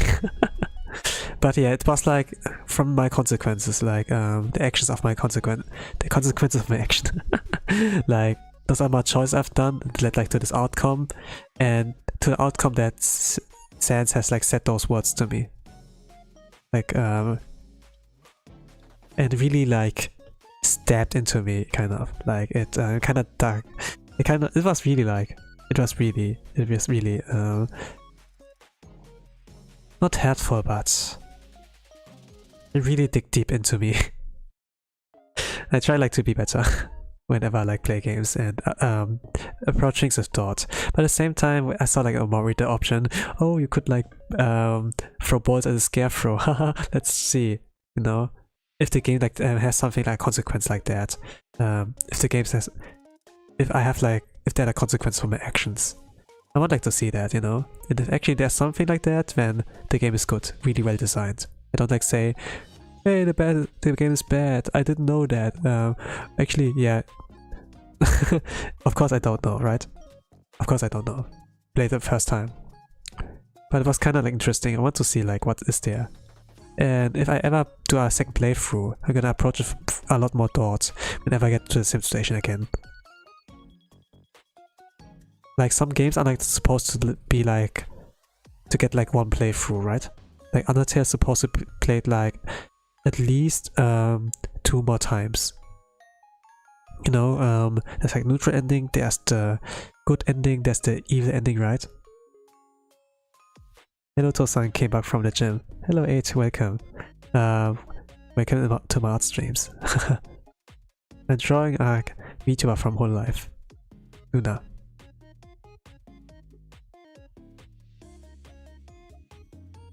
But yeah, some games have like multiple endings and you're not supposed to like stop at one ending but like see all of those endings to like actually finish the game. Right, Undertale is like such a one. I kind of like thought it was cool when it had like this kind of aspect. The same is like Nier Automata, right? Nier Automata, you're like supposed to like play through all those endings, not only one. So the average game length is like not, yeah, I play it within 3 hours. Nah, maybe it's like 20 hours, right? If you have played like through multiple times. And I still haven't played Nier, not yet. But I have the game. I have the game. I'm not sure when to play. But right now I'm like enjoying Himemori, so I want to like to see that to the end. And yeah, maybe the ending will break me as well. I don't know. Wait me there. I'm still like really early on there. Undertale ending hard to do? Yeah, you have to do a lot. Like, to get like the good and like the bad ending, both require like a lot of time. And the bad ending is like the G route is like especially like takes a lot of effort. Maybe not physical, but also like mentally, because if you play it normally, you get like attached to the characters, right? You have like a reason to care about them. But the thing is like you are responsible for their future, if they're gonna live or die.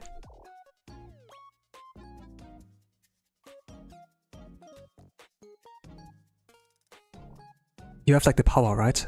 With great power comes like great responsibility, so to say.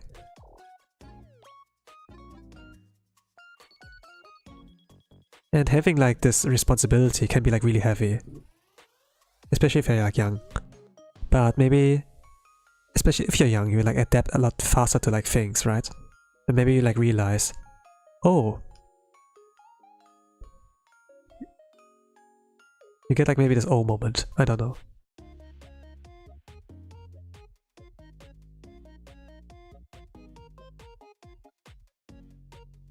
And like realize what they have done.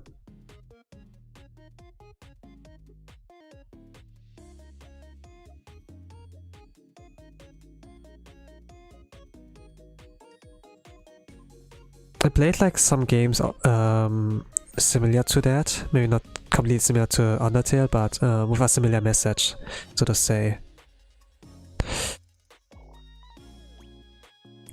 In a lot of games, it's always the good guys who have the power, right?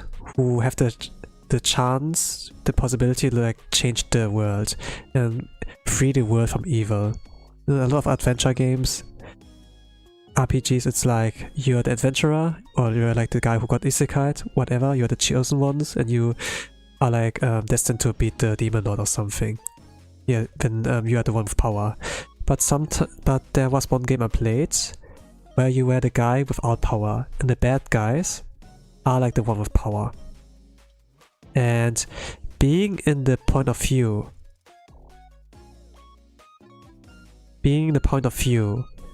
of like a weak guy, you're a good guy, but you don't have powers. This was really frustrating.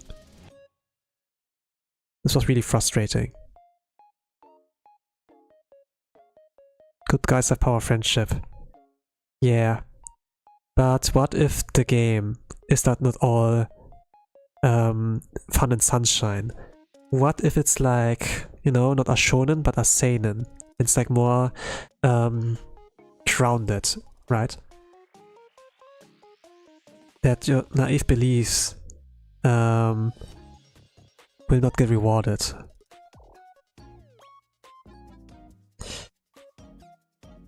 There was this one game that broke me. Like, of course, you're the good guy, but you don't have the power. When they're the bad guys who have the power. And those guys are like the chosen ones, so to say. They got like chosen to bear the power and to save the world from a demon lord or something. And you are just one random guy of a village, and you have like a beautiful girlfriend and this and that. And then those guys come in, they go into your house, like Link, right? And break your pots, they steal everything, and then not only that, they get your girls. The girl you're in love with, kind of, your childhood friend. And they steal her away from you. And you, as the villager guy, you get like sucked. You get like anti-art and such. And it's kind of interesting, this kind of point of view, right? But looking from this point of view, it was so frustrating. I hated the chosen one. I hated him so much. And he was like, okay, when you can beat those monsters on your own with your teammates, and I consider like letting you go, but the character I played, despite the strategy I came like up with, was so freaking bad. It was so freaking bad to like win against those monsters, because I'm just a random guy from a village, and you are the guy with power. Why are you humiliating me? What, don't you use the power to like destroy evil, right? Destroy the like save the world, but he didn't do that. He used the power for evil. It was just like it was like just so infuriating, and it was really frustrating. And yeah, it was a good story though, but it broke me. It really broke me. My villain is Metal Gear Rising Revengeance Senator. Oh yeah, the Senator guy. He's so based. He's so based. My source is that I made it the fuck up!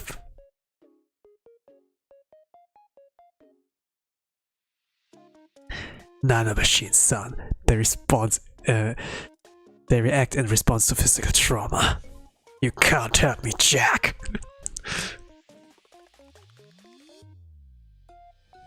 This game is so ahead of its time. This game is so ahead of its time. I like it.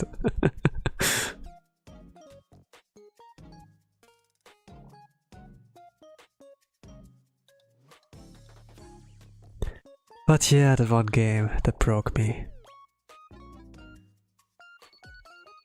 What was interesting about the game is not only that you were in the perspective of like that the bad guys have the power, that they're the heroes. What was interesting about that, you know, while you're getting into art and your girls get stolen away from you, normally in those kind of stories, you can't fight back. There's like no hope for you. But in this game, what was interesting, that you could actually fought back. At some point you acquired power, but it was like not the power of the good people, it was power of the bad people. Like you became like at this point like a demon lord, so to say, because you lost like so much. You got like you lost so many things. Many things got like stolen away from you, like your childhood friends. You got like sucked everything, and you tried to believe in the good. You tried to hope in everything, but nothing got like to fruition. At some point, something clicked in you, and with that, like the evil power like reached out towards you, and you accepted that, and then actually there was like the turning point of a sudden. It was like such a good build up, kind of. It was really like long winding, really frustrating, really cruel, but this was like really interesting. It could also be a plot of a really good manga, right? That the main character is the evil guy all of a sudden, like the demon lord or something like that. And this turning point made it like really satisfying. And then from there on, there were like many endings, you know. You could like kill the hero, or you could like let him alive. But whatever you like do, right? There is like not really a good ending. All of them are like something with compromise. Because if you like kill the hero and your girlfriend, your childhood friend who actually fell in love with that hero, who sucked you kind of, will like end you or something like that. There are like so many ways to like end the story, but there's like one that's like kind of good, but man, it kind of like tells when you are the one who falls despair and uses power to like change your future. There's also like so much you have to like trade off, and it's kind of realistic.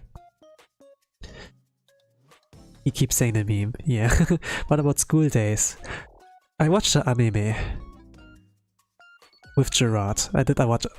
This was like my first time like watching the anime like via watch along, and yeah, watching with Gerard was like a little bit entertaining. Because I could see his reactions in the commentaries. But yeah, I wouldn't say it's frustrating. I kind of was like, it was entertaining, kind of. But yeah, a lot of people were frustrated with Makoto, right? With that main character guy.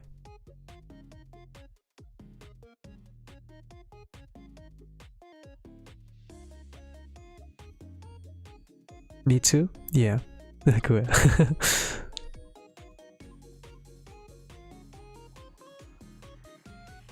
Yeah. The thing is like, I knew what was coming. I knew what was coming. I knew it's gonna be... the character's gonna be unlikable. The main character. Like how he acts. So yeah, it was like not that horrible of a watch. Or frustrating.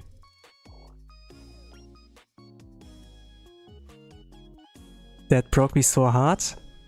It did? Yo. Yeah, it can really do something for your mental.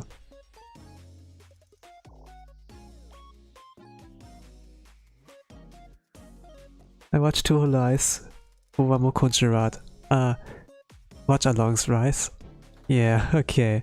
This is a good experience, you know. Don't watch that shit alone. Get someone else. And then you have like more fun. They both watched School Days. Good.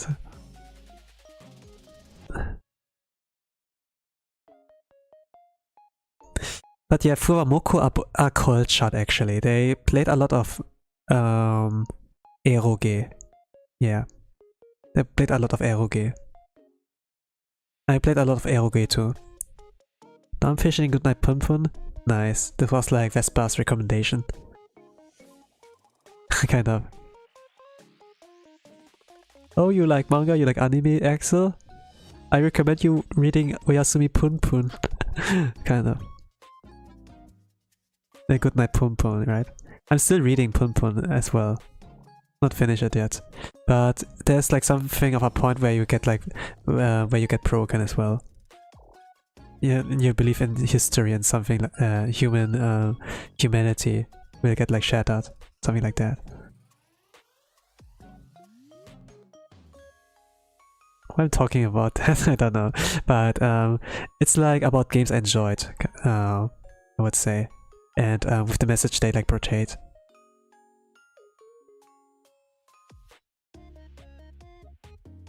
I like stories, yeah. Originally School Days was a game too, like eroge. And it's just like a lot more spicier and hotter there than in the anime itself. Anime was like frustrating in the nice boat scene. But romance manga is so good. Romance manga are good, yeah. I keep stop reading romance. Just keep avoiding it. I don't know, yeah.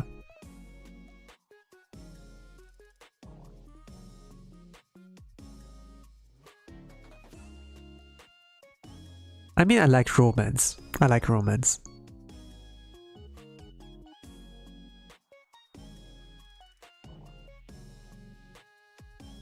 But even though I like romance, you know, doesn't mean like I'm good at doing the romantic stuff, I would say. Sometimes I would like pull off the typical kabetone and be like, oh yeah, kind of. Oh yeah, oh yeah. And then have like the flower in my the rose in my mouth or something, and have like the sparkles effect.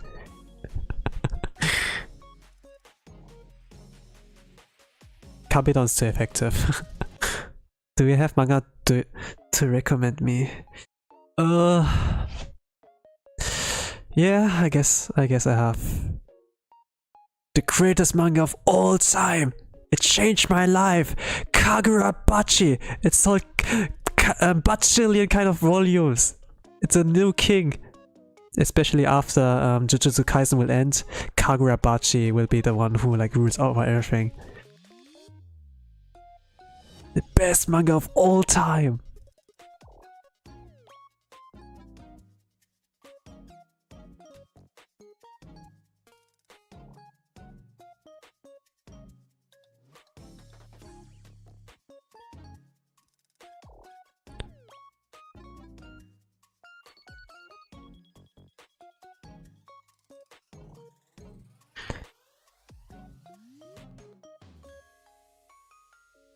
So Kagurabachi is like a shonen manga.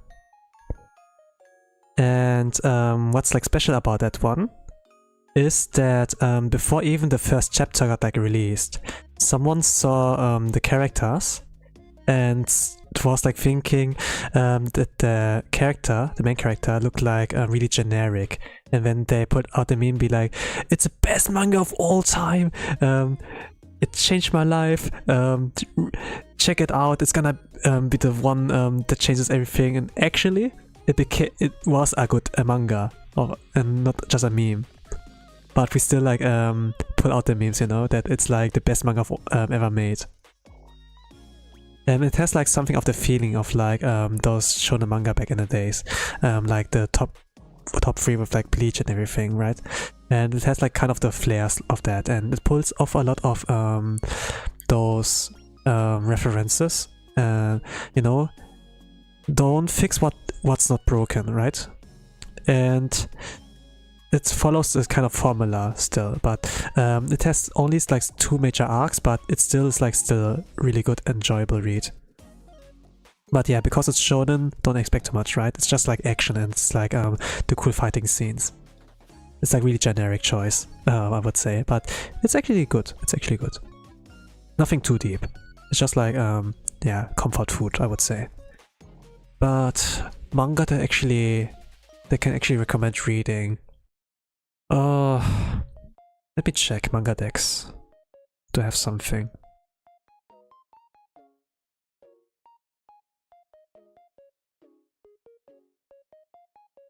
Manga decks. Out of top of my head, I can recommend reading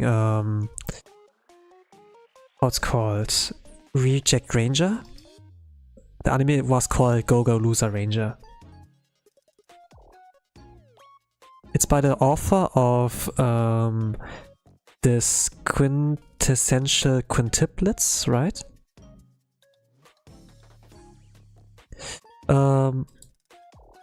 Wait, how do you spell it? I'm trying to find it.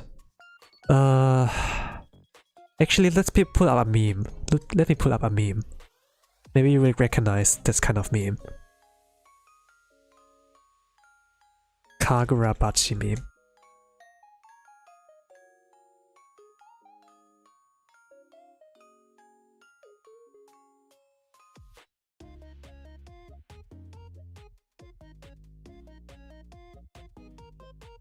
But also, yeah, make it like a Windows capture that you can see it. In the middle of my drawing. Where is it? Does. Do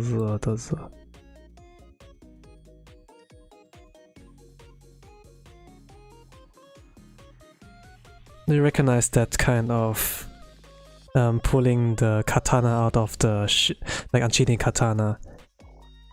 This is like what is like often used, kind of the best manga of all time. And yeah, Kagurabachi. Like here in the top, don't know if you can read it, if you can see it. Oh, that manga, yeah. Kagurabachi. Kagurabachi, but I do it like the Americans, right? Be like Kagurabachi. But yeah, manga-wise, actually, yeah, let's go in there. What do I read? Updates-wise. Wall Trigger. It's Professor Lando's favorite manga. It has like the best pause system in there. And really well-written characters. Yeah. It might be like better than Hunter x Hunter's power system, or at the same point. When there was like Reject Ranger talk about Sentai Daishikaku, the English title for anime, they say like Go Go Loser Ranger. It's by the same author from like Quintessential Quintuplets, I like said. He did like, yeah, those works here.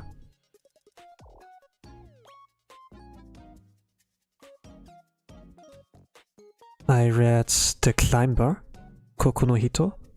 The history about this manga is like that.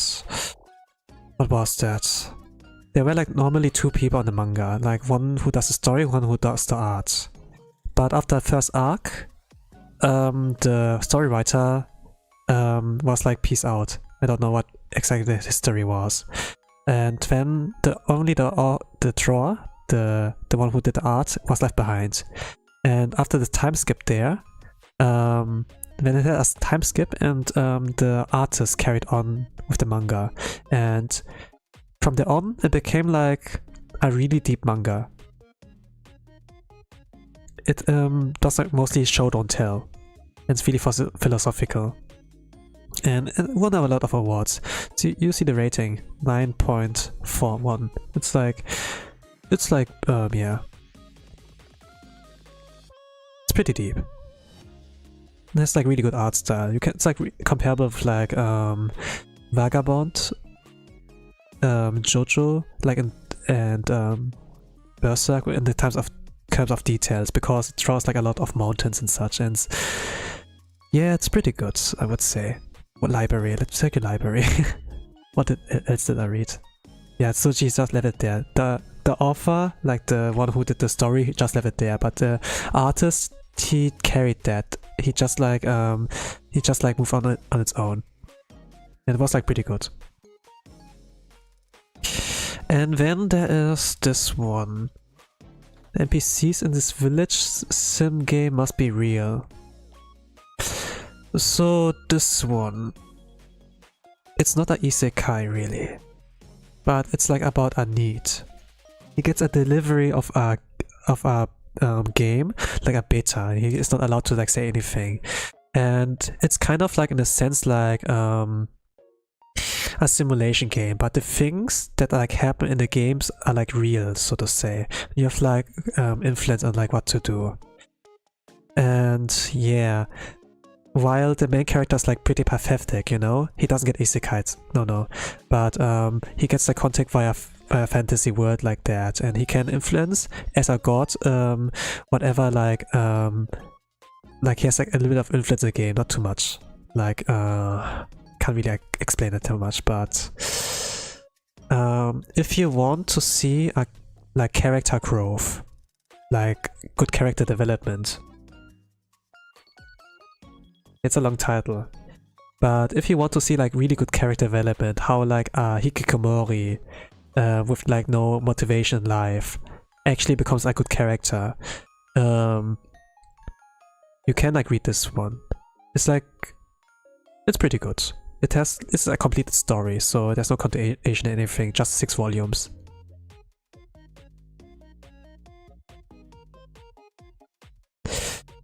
Besides that, if you like rom-com, this one is pretty good.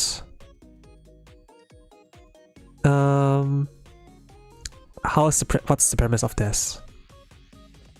So you know, there's like on the, you know, when you go to a bus or to a train ride, you don't know the people around you really. It's like a small scale kind of story.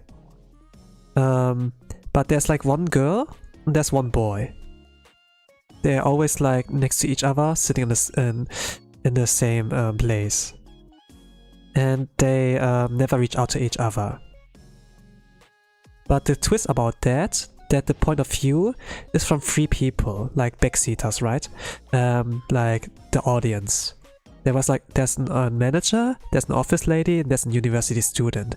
And they got like together, like closer because they all root for those two, like the girl and the boy, to get together. They were like shipping them, kind of. And it's like really interesting to like see like this kind of thing, like will they, won't they, and those backseaters, they have like kind of influence on like what they can do here, while they're like watching from afar. There's an anime I want to disappear, but my senpai stopped me. That was really funny. Hey, that's cool. Okay, I think like my last recommendation will like be, I don't know if you know it, Onani Master Kurosawa. Kurosawa, the master of masturbation. This is actually a deep manga. Like the beginning. How do I explain it?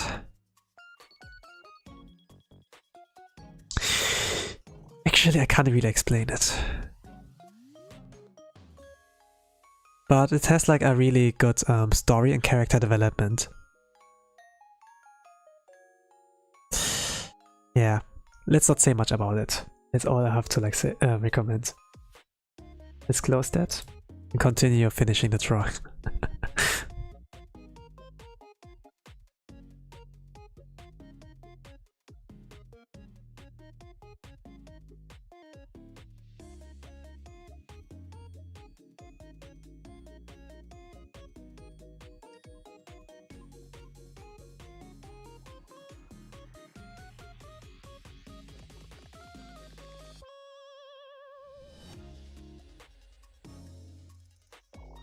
Yeah, regarding manga I like read. There was like the anime with the Promised Neverland, right? People said like the season 1 was like so good. But then season 2, don't talk about season 2. So it messed like, so season 2 was like pretty bad. So I was like curious, okay, let me read the manga then. And actually I can like see, that I can't really recommend reading The Promised Neverland. The thing is like, what was so good about it, that it was like so small scale in the beginning. It had like a well thought out first arc. It was like it was the best arc. But after that, it kind of lost its track. It's kind of like I would say. Everything was so good, got like lost after 10 chapters or something. So it is like kind of the best and the worst kind of story out there.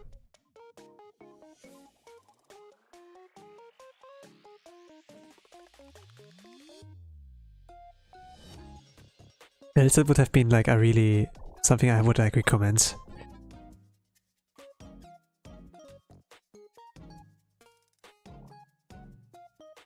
Yeah, I kind of like understand the point of view of people who are like not really satisfied with The Promised Neverland. It was so good as an anime. The first arc, the first 2 seasons was so good, and then it just like plummeted from there on. It's not that good.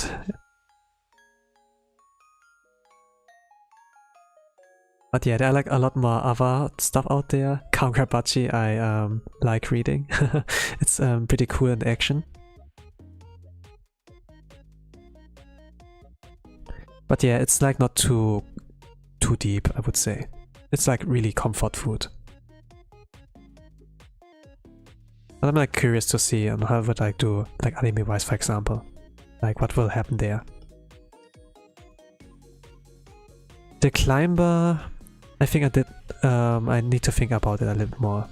But I do understand the perspective of the main character. like of the climber.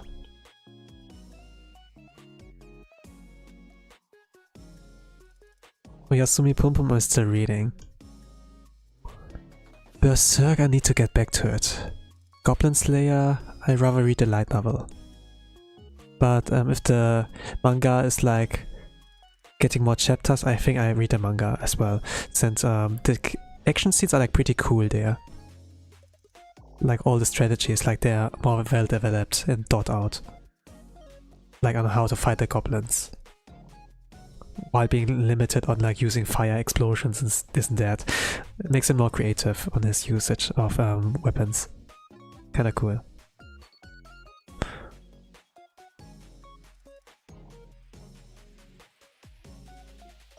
But yeah, I wonder how the story will end really, because it can't really end, because since the goblins, you can't really like negotiate with them, you can never make peace with them.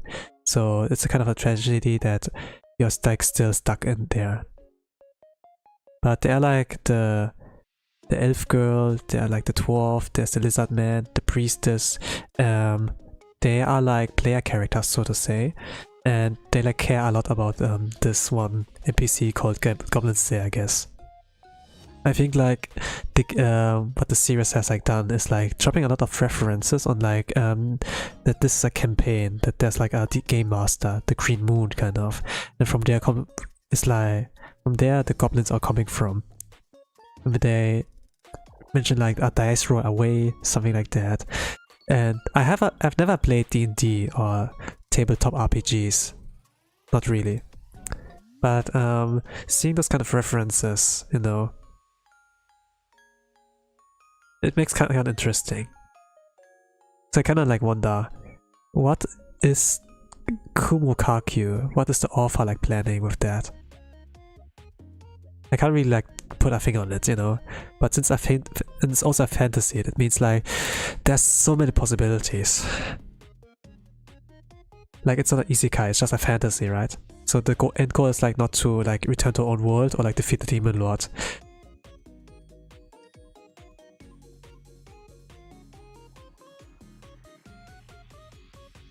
But there's also hope from the reader's point of view that Goblin Slayer can find a happy life, you know.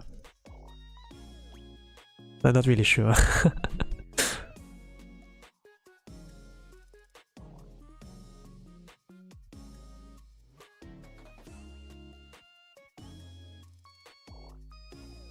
Like some stories, you know, they start off with a character that is like it's like pretty badass, so it's like a dark hero.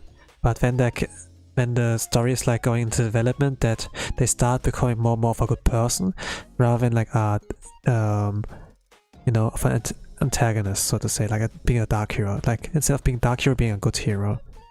And stories like, you know, it's a protagonist, or like the hikikomori kind of guy, being a more decent kind of person, you know, like actually taking care of his parents, family, or like his sister, you know, can be like pretty cool. Instead of like escaping from there. And yeah, so this one game, it's not game, but like the manga with the NPC in this village sim game must be real. It's like this kind of story where you actually see someone getting his shit together after watching like people in a game actually getting their shit together, so to say. You know, there's like a little child and they like struggle, they don't understand why their parents are like fighting, but she's like still moving on because they all do their best, so she wants to do her best too. And when the main character is just like hikikomori, hasn't like showered, there's like a lot of trash in this room. It's like, okay, I need to get my shit together. I need to get money. Since this game has like transactions, kind of, you know, pay to win. And he kind of gets motivated to do that kind of thing. But while he gets his shit together and slowly gets like become a more decent human, and the game gives him something in return back, you know, like that they help him becoming a better person and making his life easier, while he as a player actually makes the life of the villagers like a lot easier. I say like villagers, right? But there's only a small kind of group. It's like a little family. There's one guy who can fight. But if this one guy gets down, gets like sick or whatever, then the future of like the family is like at risk. And it's kind of like interesting to see, since that contrasts his relationship with his family as well. So at the beginning, it's only like the struggle and like the character development kind of the main character itself. But later on, there are like more and more stakes as he gets more and more attached to the characters he's playing with, like he's watching over. It's kind of like, you know, with Omori, kind of. You get to learn the characters, then you start to like them, and then there are like more stakes all of a sudden. And I think it's like really beautiful with those kind of stories, that you see like worth in those kind of people, but when you start seeing worth in some people, not in yourself, then it means if you see worth in people, if you see like the good kinds of things in them, like, oh, you're a nice person. If you are able to see that, then you are a nice person too. It's like I know you, so to say. He doesn't realize that really, but he starts getting better and better. Because he wants to help them. It's kind of cool to see. So helping, well, how does it look like? It's not like he can control a character via like keyboard or controller, and then carries everyone with the combos. He's just like an administrator kind of, you know. It's like, and he can be like their god somehow. And he can type in words, and this will like flash in their kind of Bible, and there's like his prophecy something, and he can only do it once a day. Outside of that, he can like use points to like summon like a thunder strike or like help, whatever, but it costs points. So it can only regenerate those points if the villagers are like believing in him, praying for him, or if you use a transaction. The fastest way he can do this via transaction. Like in case of emergency, he can use his influence outside of like the prophecy to like help them or something. And this is like how he gets his shit together and actually like get work or something like that. And then to like help them out. It's kind of like cool. Yeah, but it's like just the basics, what I can like say. It's all that gets explained in the manga as well. I got like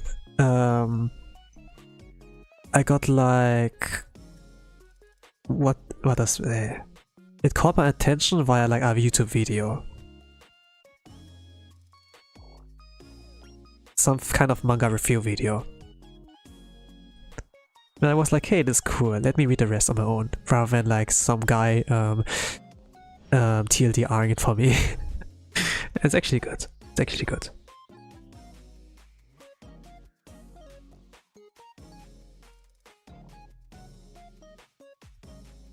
Nah, okay. How do I do this? It's like a little purplish, right?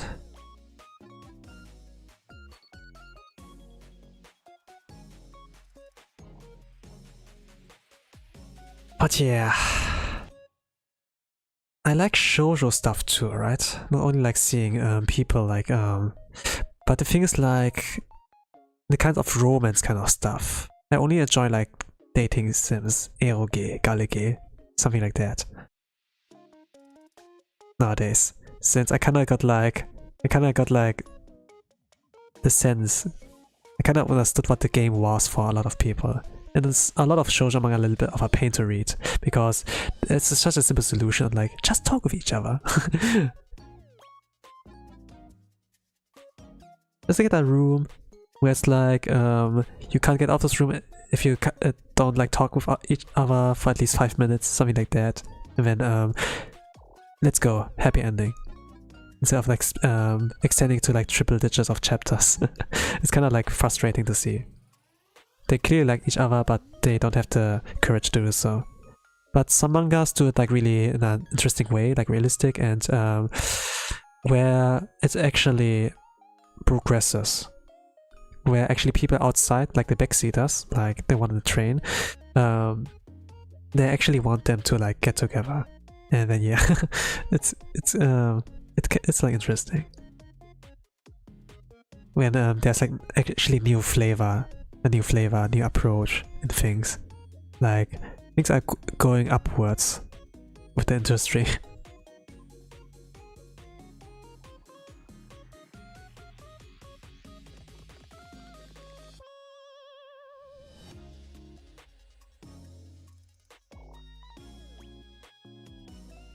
But yeah, I mostly like enjoy games that have like something kind of character development, really. That's maybe I like why I enjoy To the Moon, like this a lot. It's like not a manga, it's like a visual novel, it's like a video game, right? But the thing is, like, you find so many good stories in video games, so that's why I enjoy like that too. I could like do a manga read along, right? But or like a visual novel read along. No, not visual novel, but light novel read along, right? Like reading a book, reading a manga. But I think that's not so interesting to like look at. I think maybe like a review would be better, you know. And then I kind of like reviewing, like summarizing what my thoughts are on that whole thing. But yeah.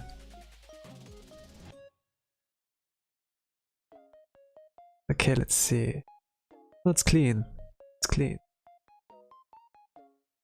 Almost clean.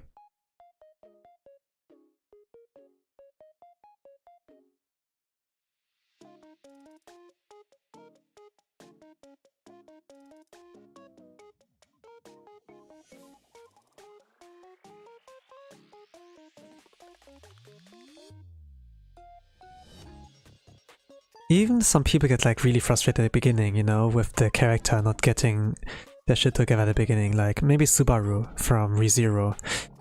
There's actually good development if you have like the patience, because a lot of things I've seen there are pretty relatable and realistic, I would say. Well, I also like the things of reincarnation or like regression, I don't know how it's called.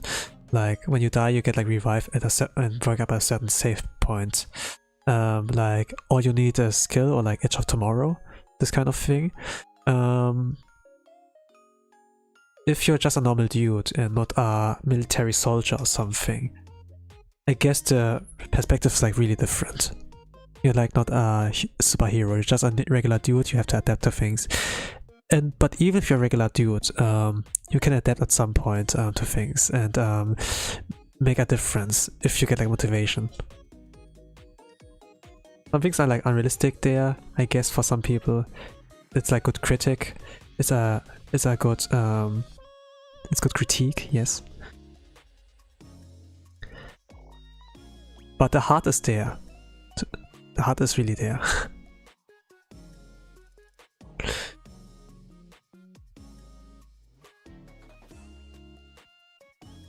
Okay, I think I'll leave it at that. That's all for now. I think I'm done with her. It was just a little bit of a just a little bit of the adjustments from here on. I could have done it within 2 hours, but I will be back tomorrow with another drawing stream.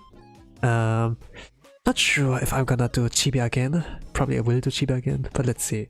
Because the next girl I will draw is from another. Is like one I like to listen to because of ASMR. I'm a little bit of a voice. I like listening to voices, kind of. She has a nice, cute voice. But yeah, I will wrap it up for now. So thank you to all who are here, and I wish you all a nice rest of the day, evening, a good night, whatever time zone you are. And with that, I say bye bye.